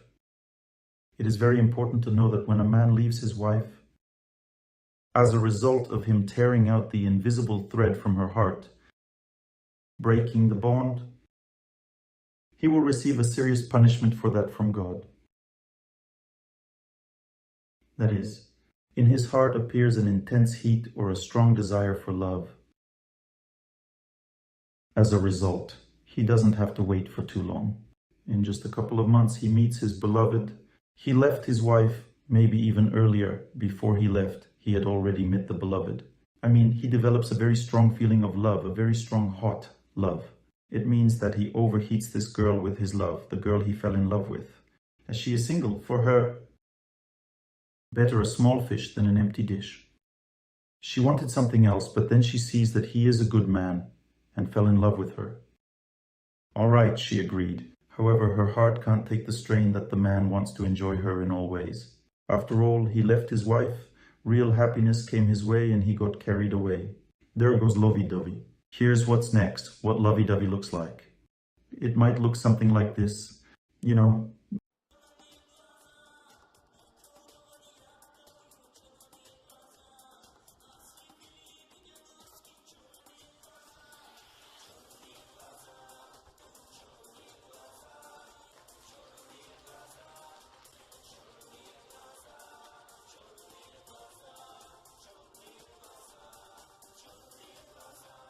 That's it, he found his purpose in life. This is just the beginning of summer and of our love story. They need to wait a little longer. She will leave him just as he left his wife, in exactly the same way. She will show him the suffering that he caused. And then the same thing will happen all over again. Why? Because there is only one way to create a family. That is to repent for what you have done or go back. These are the two options. Repentance means you can't go back, everything has ended. A woman that lost her husband has two options: to keep dreaming about him. This is love faith. In this case, she might stay alone for the rest of her life, thinking that he left me because he is so spiritually advanced and I'm a sinner. A woman like that came to me and said, I've been alone for many years because my husband was spiritually advanced. And I was such a sinner next to him. So he found himself a spiritually advanced wife like he is. And they are now in an exalted marriage. I said, you know, spiritually advanced people don't leave their wives. She said, depends on the wife. And I said, any wife. She then started to get sober. She deified the man, and I tried to explain that to her. I described his character. She agreed with my description. She was blind. If you become blinded, you will end up alone. Say, you got dumped, you are in pain, you feel bad. You start to think, to recall, run after them. Calm down, you need God. You confused one thing with the other. Start praying. You must get some fresh air. When I was stressed, I prayed a lot, but still felt the power melting away. And unknowingly, I ended up going for a walk in the woods. You know, it helped tremendously. A stressed out person needs nature. They need to walk, to run even better in nature, in order to fill up with the energy of nature. Then you can easily survive this separation or other difficulties. But most importantly, you have to change your faith. You have to believe in God, not in a person. This verse is from a song. Only once a year the gardens bloom, only once the gardens bloom in our souls. A sweet dopey was emanating from your words. I trusted you. I trusted you and nothing more. If you believe it, then goodbye. There will be no happiness. When you are enveloped by the sweet dopey, you should not succumb to it. The relationship between a man and a woman has an egoistic nature, even when there is love. Pull it over oneself, it's over. A duvet can't be for two people at once, you know. Someone is always pulling, so you have to understand this pattern. It's hard to understand that there's no road from one woman to the next. This is how people do it. They left one, then they are going to live with another. There is no such a way. There is a road from one woman to a desert. Because God doesn't like this kind of movement. God is the one that keeps people together. People are not aware of it. He is the one that holds, he binds. The unseen thread is created by God and sustained by him. He holds people together while they're trying to break up. He holds them together. He thinks, all right, since you've broken it, then you'll be punished. And the man thinks, now I'll find myself a better one. How will you find her? Try to find 5 hryvnias on the street. You won't find any. And if you think you can find a wife or a husband easily, you are far from reality. It's not 5 hryvnias. It's a person for your whole life. No one can find them. It's God-given, and you're asking me, when am I going to get married? Once someone asked me such an incorrect question. I can identify an auspicious period and tell the person when approximately it might happen. The next year, the girl I advised came back and said, Oleg Gennadievich, you told me I was going to get married in 1 year. The money was paid. Where is the service? I said, well, that's not what I was talking about. I was saying that you may meet a person. 4 months ago you met someone. She said, Oleg Gennadyevich. Who are you hinting at? Surely you don't mean this one. I said, I am hinting at the one who was supposed to be. That's the kind of man you're meant to have, so you've met him. She said, oh, I don't want to live with someone like that. Sorry, but that's your fate. You got what you deserved, that's what you got. It's not like I can promise you that you'll get together and then make it work. God gave a man.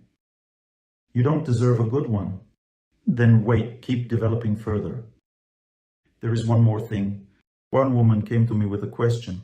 Oleg Gennadyevich, when will I get married? I have been alone for 8 years. I told her never. Are you cursing me? I said, no, I'm telling the truth. She said, and why? I said, think about it. If every day of your life you torture another woman by taking away her husband in an illegitimate relationship, and she is suffering from it and knows all about what's going on, do you really think God will give you a husband? What's the point? To give such a woman a husband? She said, Oleg Gennadyevich, what should I do now? I said, should I explain to you? Please, explain. I said, okay, here is the explanation. You write a text message to him saying, I'm not coming for dinner. It's over between us. We were living a sinful life. I am guilty of it. Our relationship is over, full stop. And then you throw away this SIM card into a lake so that there is no further contact. And if he turns up at your house, let someone else open the door. Otherwise, don't open at all. The idea is that you just have to tolerate this for 3 to 4 months, then everything will be fine. But if you don't do it, then you'll stay alone, because God doesn't like it. Or if a man, let's say, left his wife and is wondering why things are not working out for him, how should it work out? Okay, let's say that she already has someone else and you have someone else too. What to do? To repent. When you repent, God will save this new family for you. Not that it will never work out. It can work out if you choose the right way. First, you have to go back to clear things up, or if the other person left you, you must forgive them. If you want to get married, then you need to preserve a pure, bright memory of the other person. You are telling me, I can't let my partner go. How can I let them go? You can't let them go because you did not draw him or her towards yourself. God did it all. You can't not let them go or draw them in. It is God that decides everything. So you just have to preserve a pure, bright memory. Relationships last a lifetime. There's nothing you can do about it. It is necessary to have a pure memory of your ex-partner. A pure memory does not cause jealousy. There can be another person next to you. A pure memory. A pure relationship. All is cleared. Everything is possible then. God, will you give another one? Do you see how it all works? For years, people cleanse their fate of an error. That's why afterwards they don't want to make any more mistakes, because they understand the complexity of these issues. Some women say, nobody looks at me at all. I can't get married. This is another matter. She doesn't have outer beauty, only inner beauty. In ancient culture, this issue was solved with the help of elders or friends, because such a woman will bring a lot of happiness, but no one notices her. So she needs to be introduced to a man that is not a show-off externally and that also struggles to meet someone.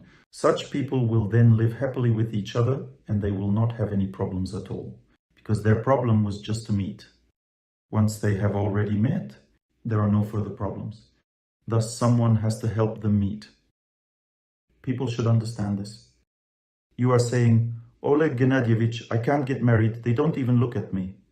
Then make friends, love people, make sure you get introduced.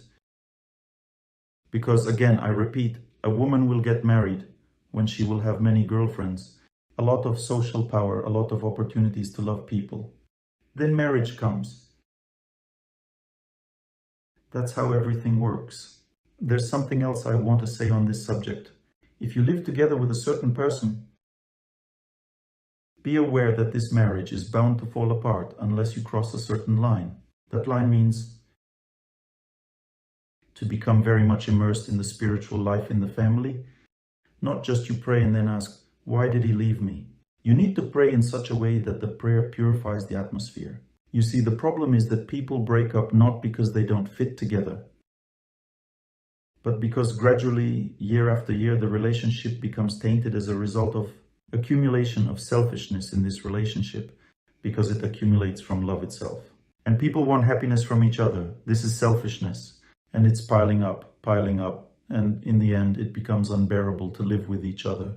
So people split up. This selfishness can be overcome by serving God, serving other people, serving animals, distributing food, and so on.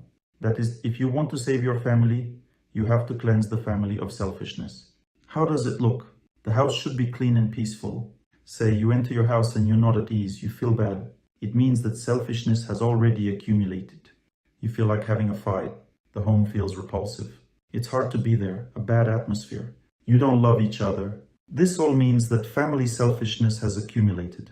It has to be constantly cleared by serving one another, forgiving, repentance, prayer, and spiritual practice. It is necessary to cleanse family selfishness every day, every second of your life, and your children will be developing better too. This is very important.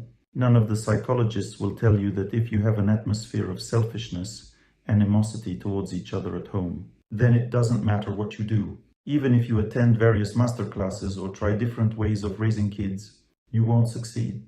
Your kids will be poisoned by this atmosphere and will behave in exactly the same way. You see, you won't help anyone in life unless you take this path of cleansing your family from selfishness. Because this desire to obtain happiness from each other taints the atmosphere and leads to the situation when two become sick of each other. Some people think, I'm sick of him. I'll never be able to live with him. This too is an illusion, another one. Imagine a person comes to the doctor and says, look, doctor, my leg started festering. I'm sick of it, cut it off, please. I can't look at it anymore, I'd rather have an artificial one. Have you come across this kind of thinking? Why? Because it's my leg, isn't it? What is the difference? This is your man too, he's just festering. The problem is that you don't think that he is yours. That's the problem. You think you will be given another one. You'll be chased after to be given another man, then another until you fall. If a relationship becomes nasty, you are disgusted with each other. What does it mean? People feel like they will never redeem this relationship. It is just unbearable. What to do? You can't talk to each other. You don't have the strength. Talking is unbearable. Remember, in any relationship, the first stage of overcoming fate is always prayer. You don't have to talk. Cleanse the heart. I'm going to tell you a very big secret. There are 3 circles of fate. The first circle of fate is within my heart. The second is between us. This thread between you and me. Like in verses from a song, it seems to me all the time that our loved ones are bound together by an invisible thread. Loved ones are bound together. For the sake of exalted love, we must remember that our loved ones are bound together with us by an invisible thread for life. This is the second circle of fate between us. And the third circle of my fate is inside my partner. You are thinking, how can I influence my spouse? A person doesn't want to live with me. Oleg Gennadievich, my husband doesn't want to. Do you understand? How can I have any influence on it? It's your fate. Thus, you can influence it and he may start wanting to. Let's move on. All the people live on the second circle. They use words to try to solve problems. They think that's the only normal way. This is the most ineffective way. Problems should be solved with prayer. You have to pray first, so that the heart becomes very calm and peaceful. Everything will be okay with us. You have to feel that as the result of prayer. And then comes the second circle of fate. It means that you already feel good, but it is still impossible to communicate with your spouse. It's a paradox. You feel like everything is going to be okay, but can't communicate. It's not a paradox, it's a switch to overcoming the second circle of fate. The second circle of fate means to pray and feel that we can already talk about the weather, about nature, nothing more serious. It means that the threads between you have already been restored. And then, when more or less pure energy is flowing, you can give each other flowers, you can talk about some things. You don't need to complicate life, you don't have to talk about any complicated issues. There are no complicated issues. There is no love between you. When there is love, all complicated issues are resolved because there is love. Without love, nothing will be resolved. He has one principle, she has another one. And if there is love, people can tolerate each other's principles without any problems. Recreate love in your hearts. Now, stage 3. He says, we are good friends, but I won't live with you. Because it's not possible to enter the same river twice. The pot is broken, you can't glue it back together. That's what people say. That's their reasoning. And I know for a fact that you can enter the same river twice, many times. No problems at all. And the pot can be glued together if that's what you want. Remember one thing. Even though your spouse thinks you won't be together, if you keep praying, you will be able to feel that your spouse's heart changes towards you. It will be a miracle for you. But it is also possible. People usually stop on the second circle thinking, well, we are communicating, maybe everything will be fine. They still might feel that something is not right in their spouse's heart. Keep praying. After some time, everything will be right in your spouse's heart. And when this happens, a miracle, an amazing thing will also happen. He will tell you one of two options. Option 1, he will say, you are a very good person. I am very grateful to fate that you and I live together. But my wife is already pregnant. My new wife, and I can't leave her, although I think I was wrong to leave you. That was the first option. The second option is, well, his new wife's not pregnant. There's nothing there, and he comes back, saying, I made a mistake, I'm coming back. These are the only two options that can happen once you have overcome your fate. Now, the first option, you may say, what's so good about this first option? This first option is amazing. It shows who is who. It shows that there was no man as the main part of your fate. Any man is given by God. Once you've overcome your fate, and your husband says, I don't want to claim this place. Immediately God will give you a better man. He will give you a man who will have better qualities than your previous one. Why? Because you've already overcome this fate. There are two intentions here. The first intention is to reveal to a woman who is in charge. So if she defeats her fate, she will never end up alone. And the second intention is to show a man what a serious mistake he has made. And it will happen. Both intentions will come true. Never shall evil prevail over the one who does good, says the Holy Scripture. Never, that's just impossible. Temporary victories are possible, but total victory is not. So, don't be afraid of anything. Go back towards the family, return everything back. If you see that the relationship is so tainted that it is disgusting to even think about the person, then start praying to God. Don't talk, don't communicate with them, but perform your duty. Keep cooking for them. Do whatever else you need to do. Pray. The time will come and your disgust will pass. Your heart will be at peace. Then the time will come when you will be able to communicate. Later in time, he'll start to change. You'll see that prayer overcomes everything. You can turn an alcoholic into an innocent flower. Women, raise your hand if you've had a drunkard and now he is a decent man. Prayer. Here you go. There are people like that. It really works. I had a relative who told me, you'll never make me quit drinking. I prayed whilst he drank. We had a sort of a competition. I prayed for him to quit drinking, and he would laugh and say, I'm not going to quit. And so he went on drinking as I kept praying. As a result, God gave him a disease that prevented him from drinking. As soon as he started drinking, he would vomit. During the 2 years of this illness, he sobered up so much that he began to repent of his actions. And then he cried for another 2 years, regretting that he had lived his life in vain. When God took him away, I prayed to God to save him from hell. The servants of hell came for him. They started dragging him down there. And I prayed for this procession to stop. The response I received from them were not words, but a feeling. You're praying in vain because there's no way you can help a person if they don't want to change their life. It's not what a person has done that matters, but where a person is going in their life. You can burn away someone's sins, but you can't change a person's direction. So he had to suffer, and so they dragged him further to hell. I kept praying. I got the hint. I began to knock on his heart by prayer and ask him, change the direction of your life. Realize that you will soon have suffering. And when he had felt hell, I also had felt what kind of place it is. As I was praying for him, I could feel what he felt. They don't serve dumplings there in hell. I mean, it's terrible out there. To put it in a nutshell, he was terrified. He changed his focus of life. He decided he didn't want to live like this anymore. There was a change in his heart. Then the procession halted all at once.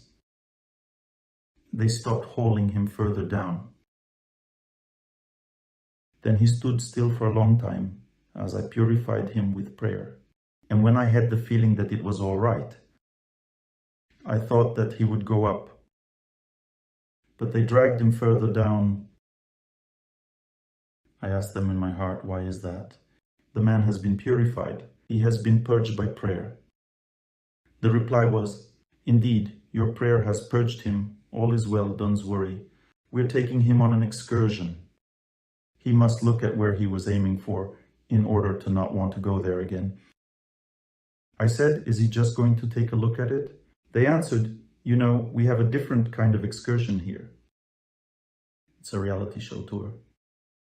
Not only will he behold it, but also taste a little bit of everything.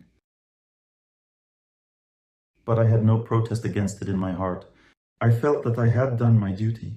And at some point further along the line, I felt that he had already been given a new birth. My dears, life is not a film. This is a very serious matter. So be aware that every person can be corrected, be it sooner or later. If there is a feeling of aversion between the two of you, there is no relationship whatsoever, and you think nothing will ever happen. You have no idea of how profound purity later can be achieved between you and that person, just because you've purified the relationship. Do it at least once in your life, and you will see how amazing this world is. The person from whom you would never expect anything good, and don't believe it is possible, can bring you a great deal of happiness in the end. Raise your hand if this is what has happened to you after prayer. There you go, you can see how many good people here are. They are an example for everyone. Even though I have told you all about it, you will ask me exactly the same questions after the lecture. But you ought to know that I will tell you exactly the same thing, because everyone thinks, Oleg Gennadievich, of course, all this is true, but I have a special case. I have an exception, and so I have to ask just in case. If I have an aversion, will I be able to be with them? Know that the answer will be the same as in the lecture. But come up anyway. What questions do you have for me?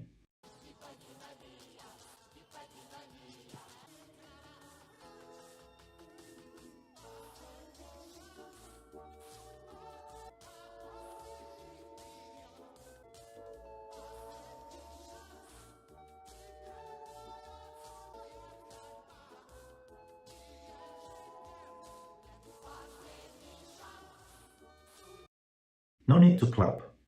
You need to run in. Okay, your question. Glad to see you all. Thank you for listening. You can ask questions on this topic. I've dumped someone. I've been dumped. I love everyone. Don't worry. I understand everything. Life is life. Go ahead. Ask your questions. We'll work on it.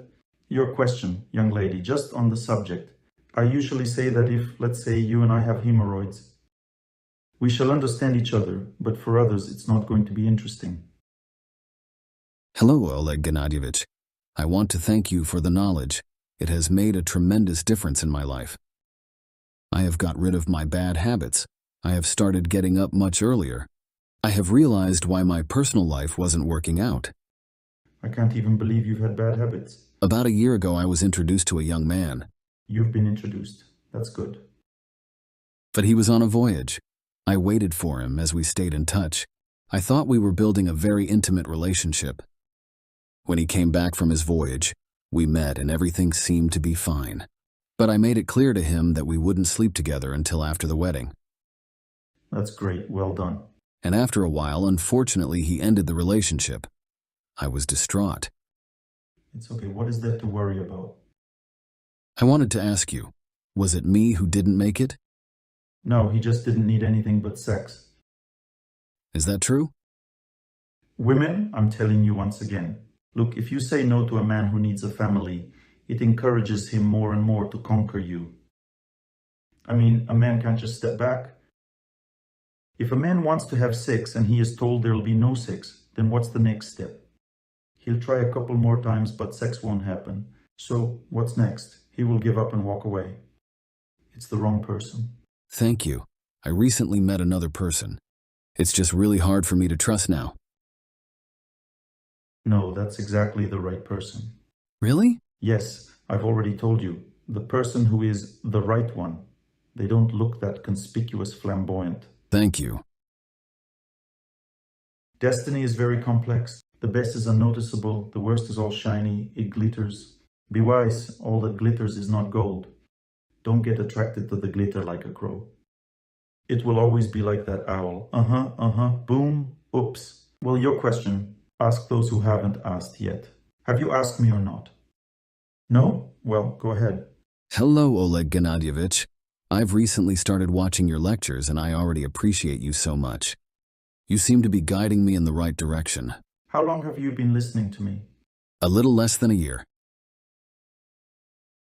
That's okay. But we listen to you with the whole team. I've got everyone in the office hooked up. We watch you right on a big screen in the office. It's not the first time I've been told that. In some bank in Ukraine, I'm very popular too. The whole bank in Kiev watches my lectures. We have started registration for the Blagost Festival. 500 people have already registered in the last 5 or 6 days.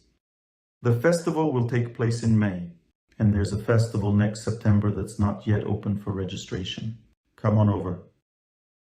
Don't worry, you won't be tortured or burnt there. We have an international festival there. People come from all over the world. I mean, they come from Europe, from America. People are all happy. There's a really good atmosphere. In Anapa on the Black Sea in Russia, 2 weeks full from dawn to dusk. You will get so much out of it. People think it's the best time of their lives when they visit. Very high level of organization. We shall have the 20th anniversary festival. We have 2 festivals a year. We've been running them for 10 years. Festivals are superbly organized. Everything is terrific there. People feel wonderful. I have a lot of questions, and I find answers to many of them in your lectures. You are a very wise woman. Thank you. I guess the question would be that I can't find a specific purpose in my life. I want to help a lot of people, I do it, but somehow people... You have the nature of a leader. You have to lead something. I currently have several businesses that I manage, and I help everyone, and in the end, sometimes people leave.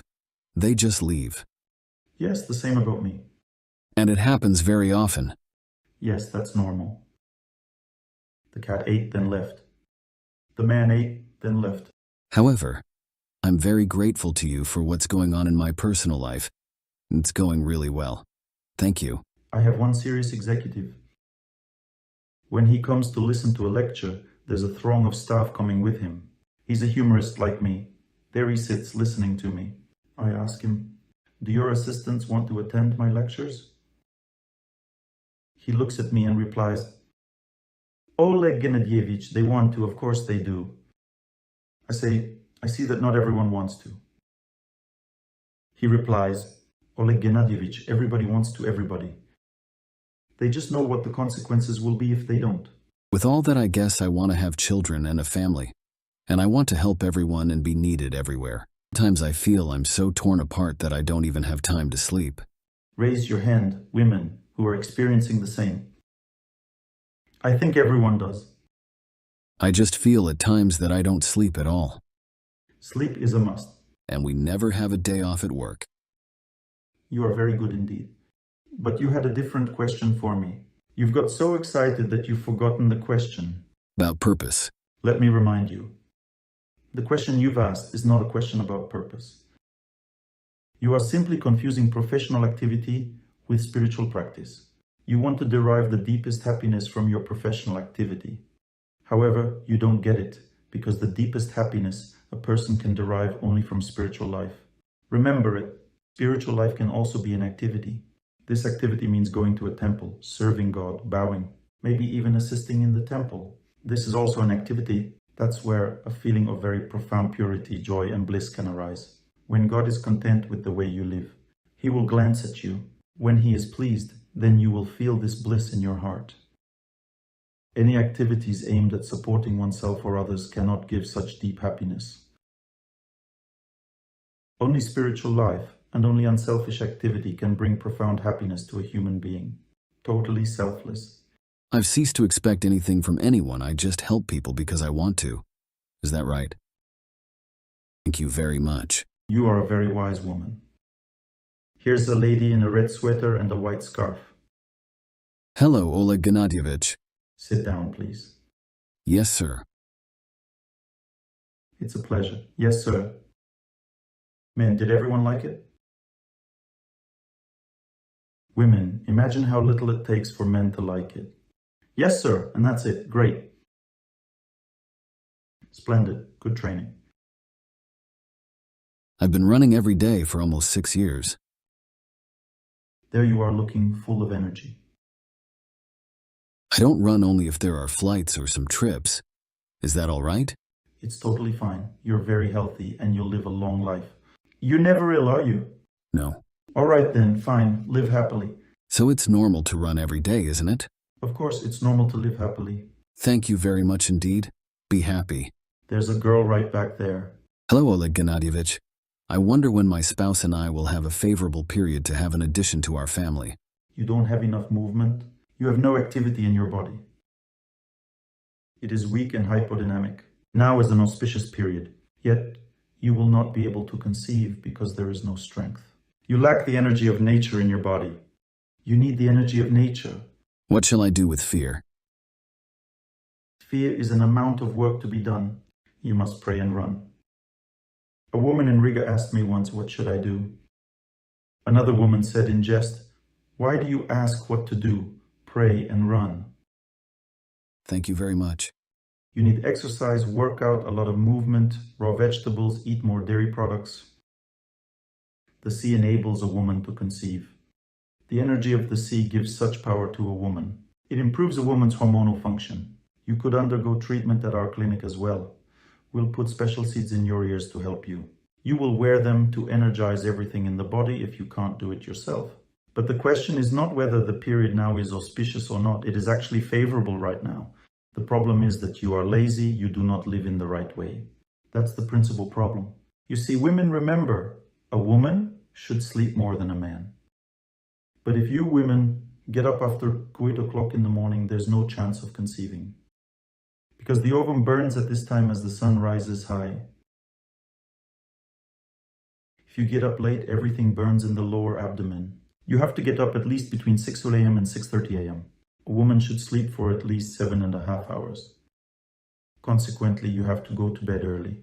If you get up late, it's no good. And let's say if there is no energy at all after work, is that also related to that? Yes, there's also a lack of the energy of nature. You need some outdoor activities. Look at the lady in red with a plait. Turn to her. Do you see how she looks, huh? That's the way nature works on a person. Thank you.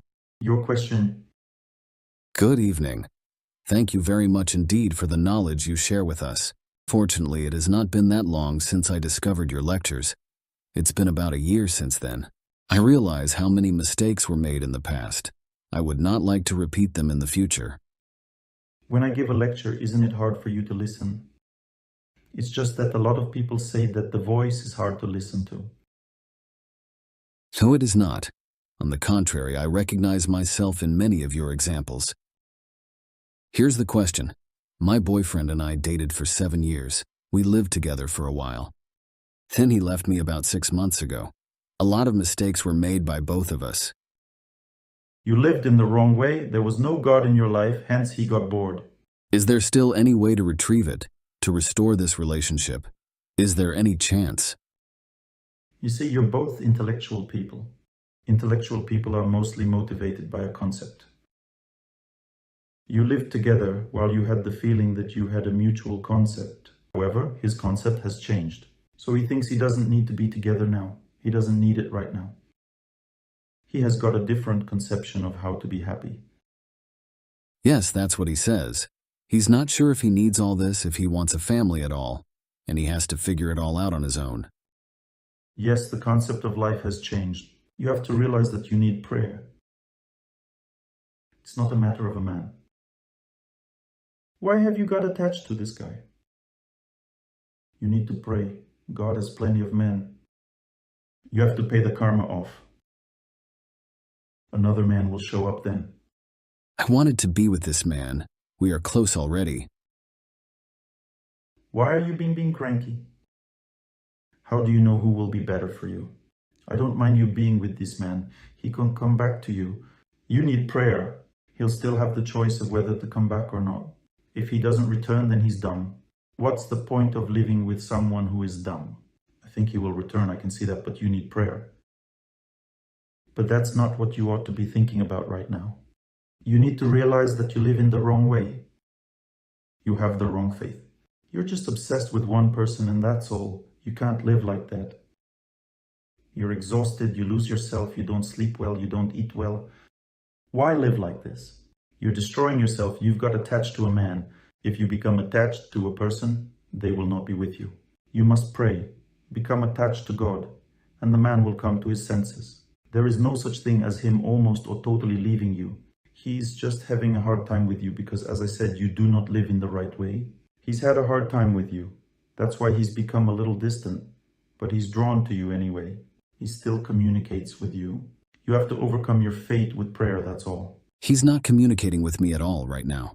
He's thinking about you. Should I contact him, or should I wait for him? Is it worth calling him? He's not communicating. He's trying to get away from you. He thinks he's going to get something better than you. You need prayer. Thank you. When are you going to start praying? Today. Oh, good answer. How long will you pray per day? As much as I can manage. Very well. If you pray in a very concentrated way for an hour or an hour and a half a day, in about a month and a half, he will be drawn back to you.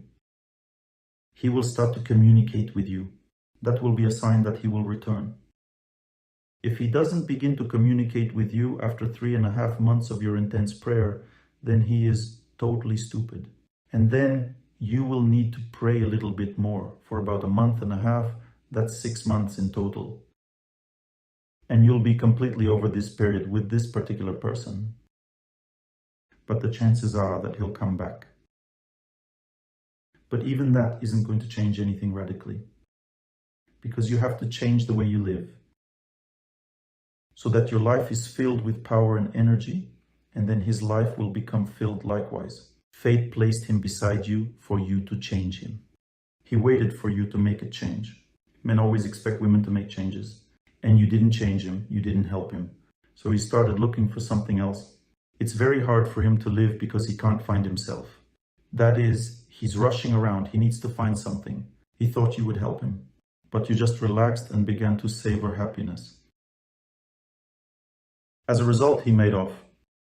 That's what this entire lecture has been about. Thank you. There is a man. Ask your query, please. Hello, Oleg Gennadyevich. Thank you very much. 6 months ago, I started listening to your lectures. I quit smoking. I got married. I began to pray. I've been in business for 3 years now. I had several companies, and the first one grew, then failed. The second one did the same. Now the third one. I know the reason why. The reason is that you are a very good manager as an administrator. That is, you can run things, organize well, think things through, but you have one problem. You have a tendency to dream about something that is not true. In other words, you can easily take a loan or invest somewhere money or make some quick deals that you think would develop you, but actually they completely destroy everything. And that tendency has not gone anywhere. This is your Achilles heel. Do you know what it is? It's what destroys a person. So there is only one way out. You need to find a person who is very careful in the development. That is, this person feels where to invest, where not to invest. They have this intuition. Maybe God has already given you such a person. Maybe he is already near you. God always gives some kind of protection. It is possible that you already have this person, but you don't trust him or her.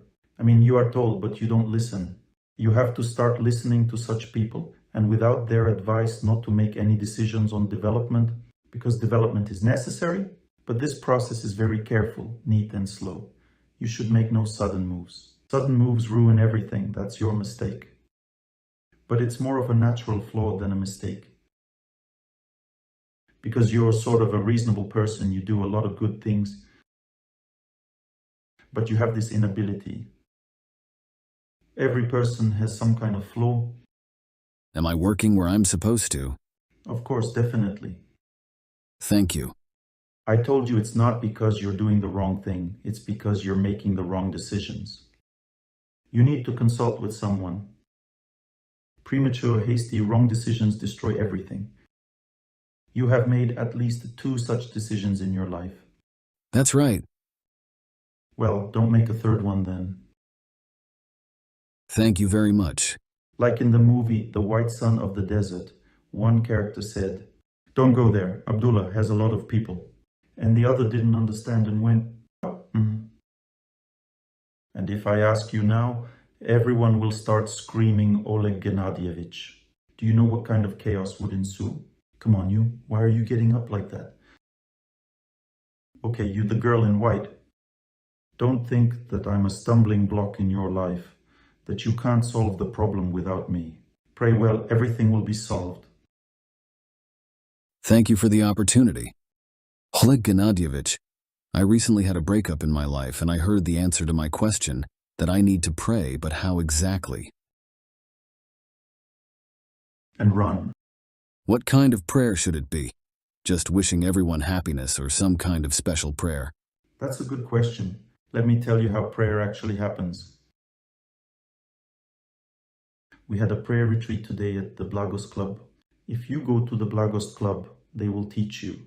We had a retreat and all the Blagos clubs could participate and pray. There were 30 Blagos clubs all over the world. We all gathered together to pray in the morning. Look, it is important to know that you should recite the prayer with those who are praying. That's how the process of learning to pray starts. Let's say I listen to those who pray and I immerse my consciousness into their voice. Try to do this right now, into the microphone. No, you don't immerse yourself. Immerse yourself in their voice. Listen and repeat as they do.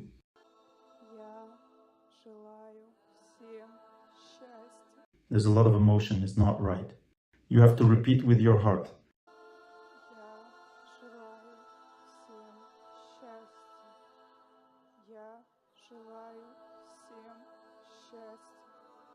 Repeat, repeat. You got distracted again. Listen to the voice of those who pray. Let's try together, the two of us. See, you don't want to cry anymore, do you? Because the energy of happiness went into your heart. Tears mean that the emotions are switched on, and you need the heart to be deeply switched on. What a prayer should be like. When you pray, you must forget about yourself. For instance, I wish everyone happiness is not a prayer. It's a mood, but it's the right one.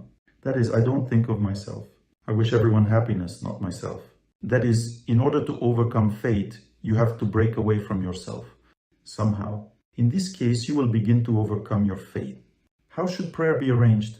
There are 2 kinds of prayers. Either one repeats God's name and praises Him, or one simply praises God. For instance, glory to the Father, and to the Son, and to the Holy Spirit. Hallelujah, hallelujah, glory to God, glory to God. Alhamdulillah, alhamdulillah. This is praise to God, but in Muslim and so on, You have to glorify God. That is what prayer should be like.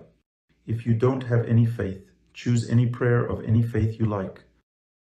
Or repeat, I wish everyone happiness. But be sure to listen to those who pray. Don't move during this time and immerse yourself in listening and repeating. Listening, repeating.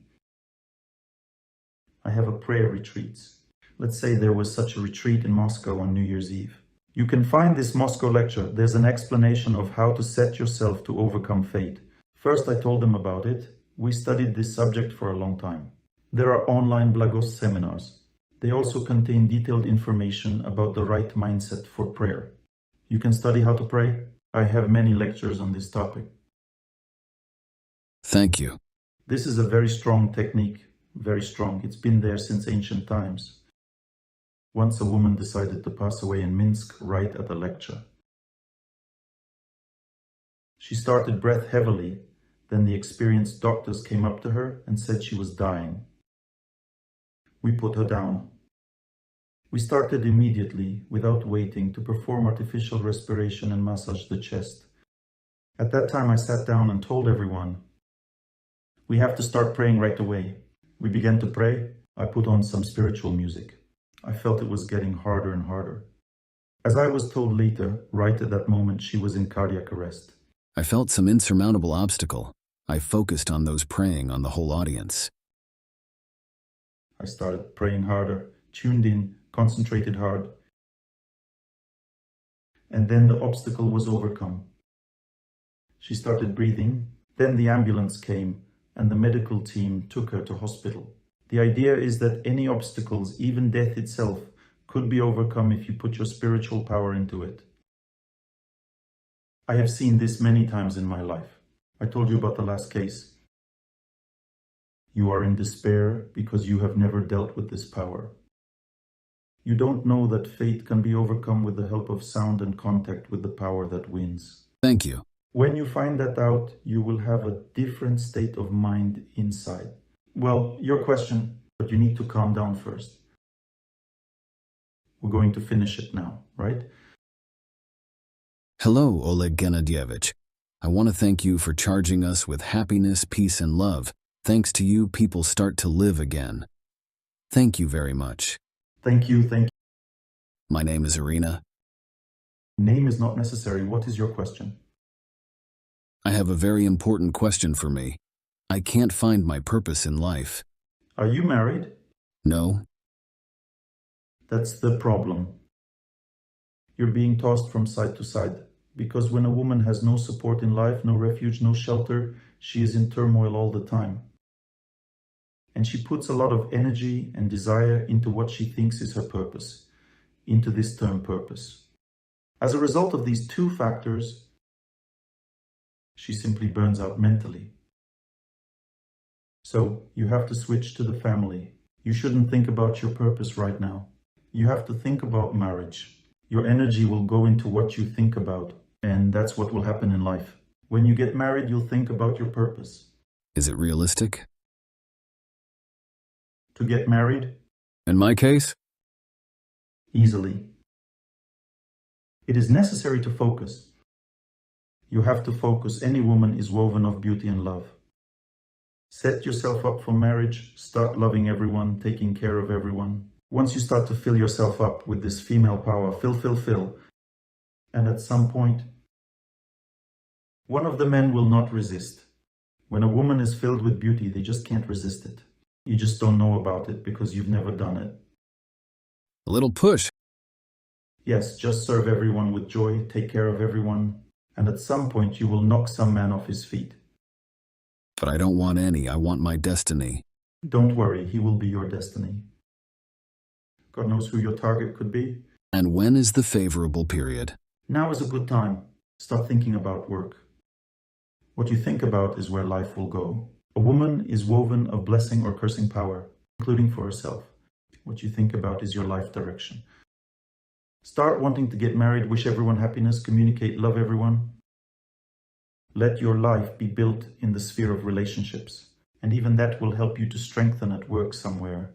Because when a woman goes into the field of work in her mind, she goes crazy. So it's not her nature to think about it. She should get a job somewhere effortlessly, to work a bit, to have some rest. I mean, a woman doesn't have to worry too much about what her purpose is. She gets married and then relaxes. Got a job, worked there. If she didn't like her job, she got another one. That's the whole purpose. That's how you'll find it. If you are calm, you will find your purpose. Calm down, no need to rush around. A family is the foundation of life. After marriage, a woman is able to look for her purpose calmly, because she is already protected by her husband. If there are any problems, it's all his fault, not woman's. That's it. Life is more peaceful then. To be honest, your lectures even made me want to get married. That's great. For your lectures, I didn't really want to get married. So thank you for that too.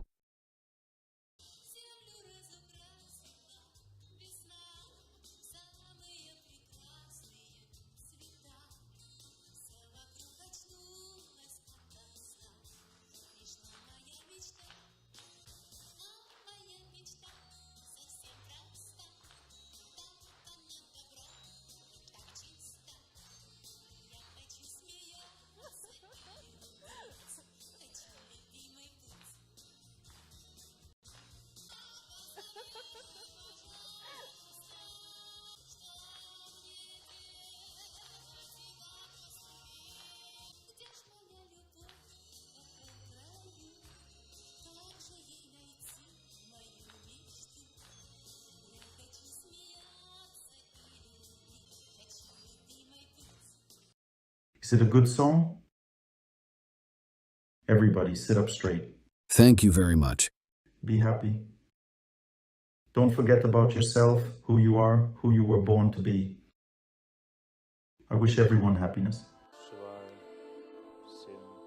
желаю всем счастья.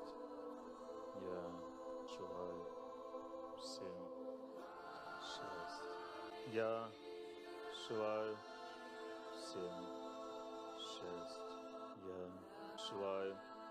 всем счастья. Я желаю всем счастья. Я желаю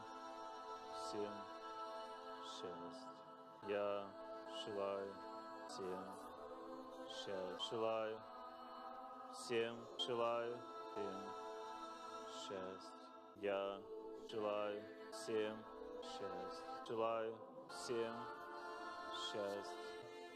Желаю всем счастья. Я желаю всем счастья. Я желаю всем счастья. Я желаю всем счастья. Я желаю всем счастья. Я желаю всем. Я желаю всем. Я желаю всем. Я желаю счастья. Я желаю всем. Я желаю всем счастья. Я желаю всем счастья. Я желаю всем счастья. Я желаю всем счастья. Я желаю всем счастья. Я желаю всем счастья. Я желаю всем счастья. Я желаю всем счастья. Я желаю всем счастья. Я желаю всем счастья. Я желаю всем счастья. Я желаю всем. Я желаю всем счастья. Я желаю всем счастья. Я желаю всем счастья. Я желаю всем счастья. Я желаю всем счастья. Я желаю всем счастья. Я желаю всем счастья.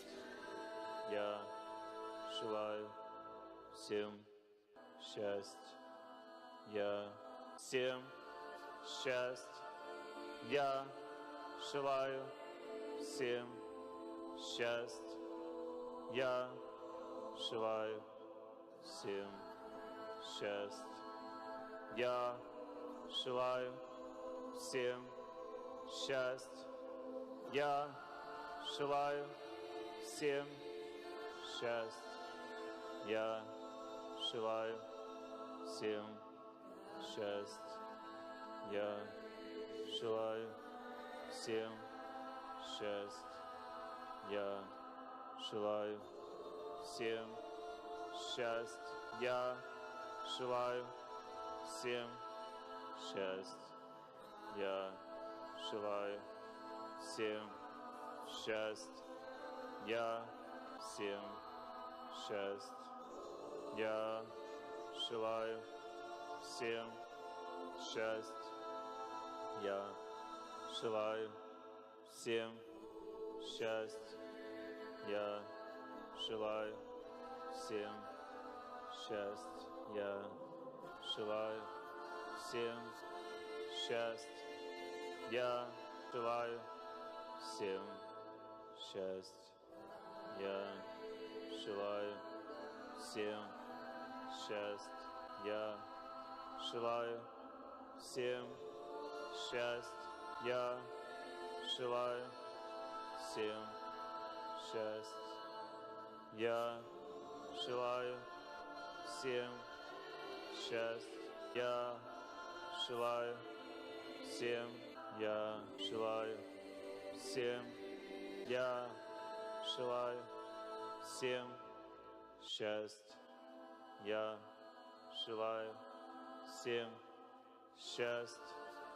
Я желаю всем счастья. Я желаю всем счастья. Я желаю всем счастья. Я желаю всем счастья. Я желаю всем. Желаю всем счастья. Я желаю всем счастья. Я желаю всем счастья. Я желаю всем счастья. Я желаю всем счастья. Я желаю всем счастья. Я желаю всем счастья. Thank you very much. I wish you all happiness, love, and knowledge. All the best to you. I really appreciate you taking the time to talk to me. Thank you very much. Thank you.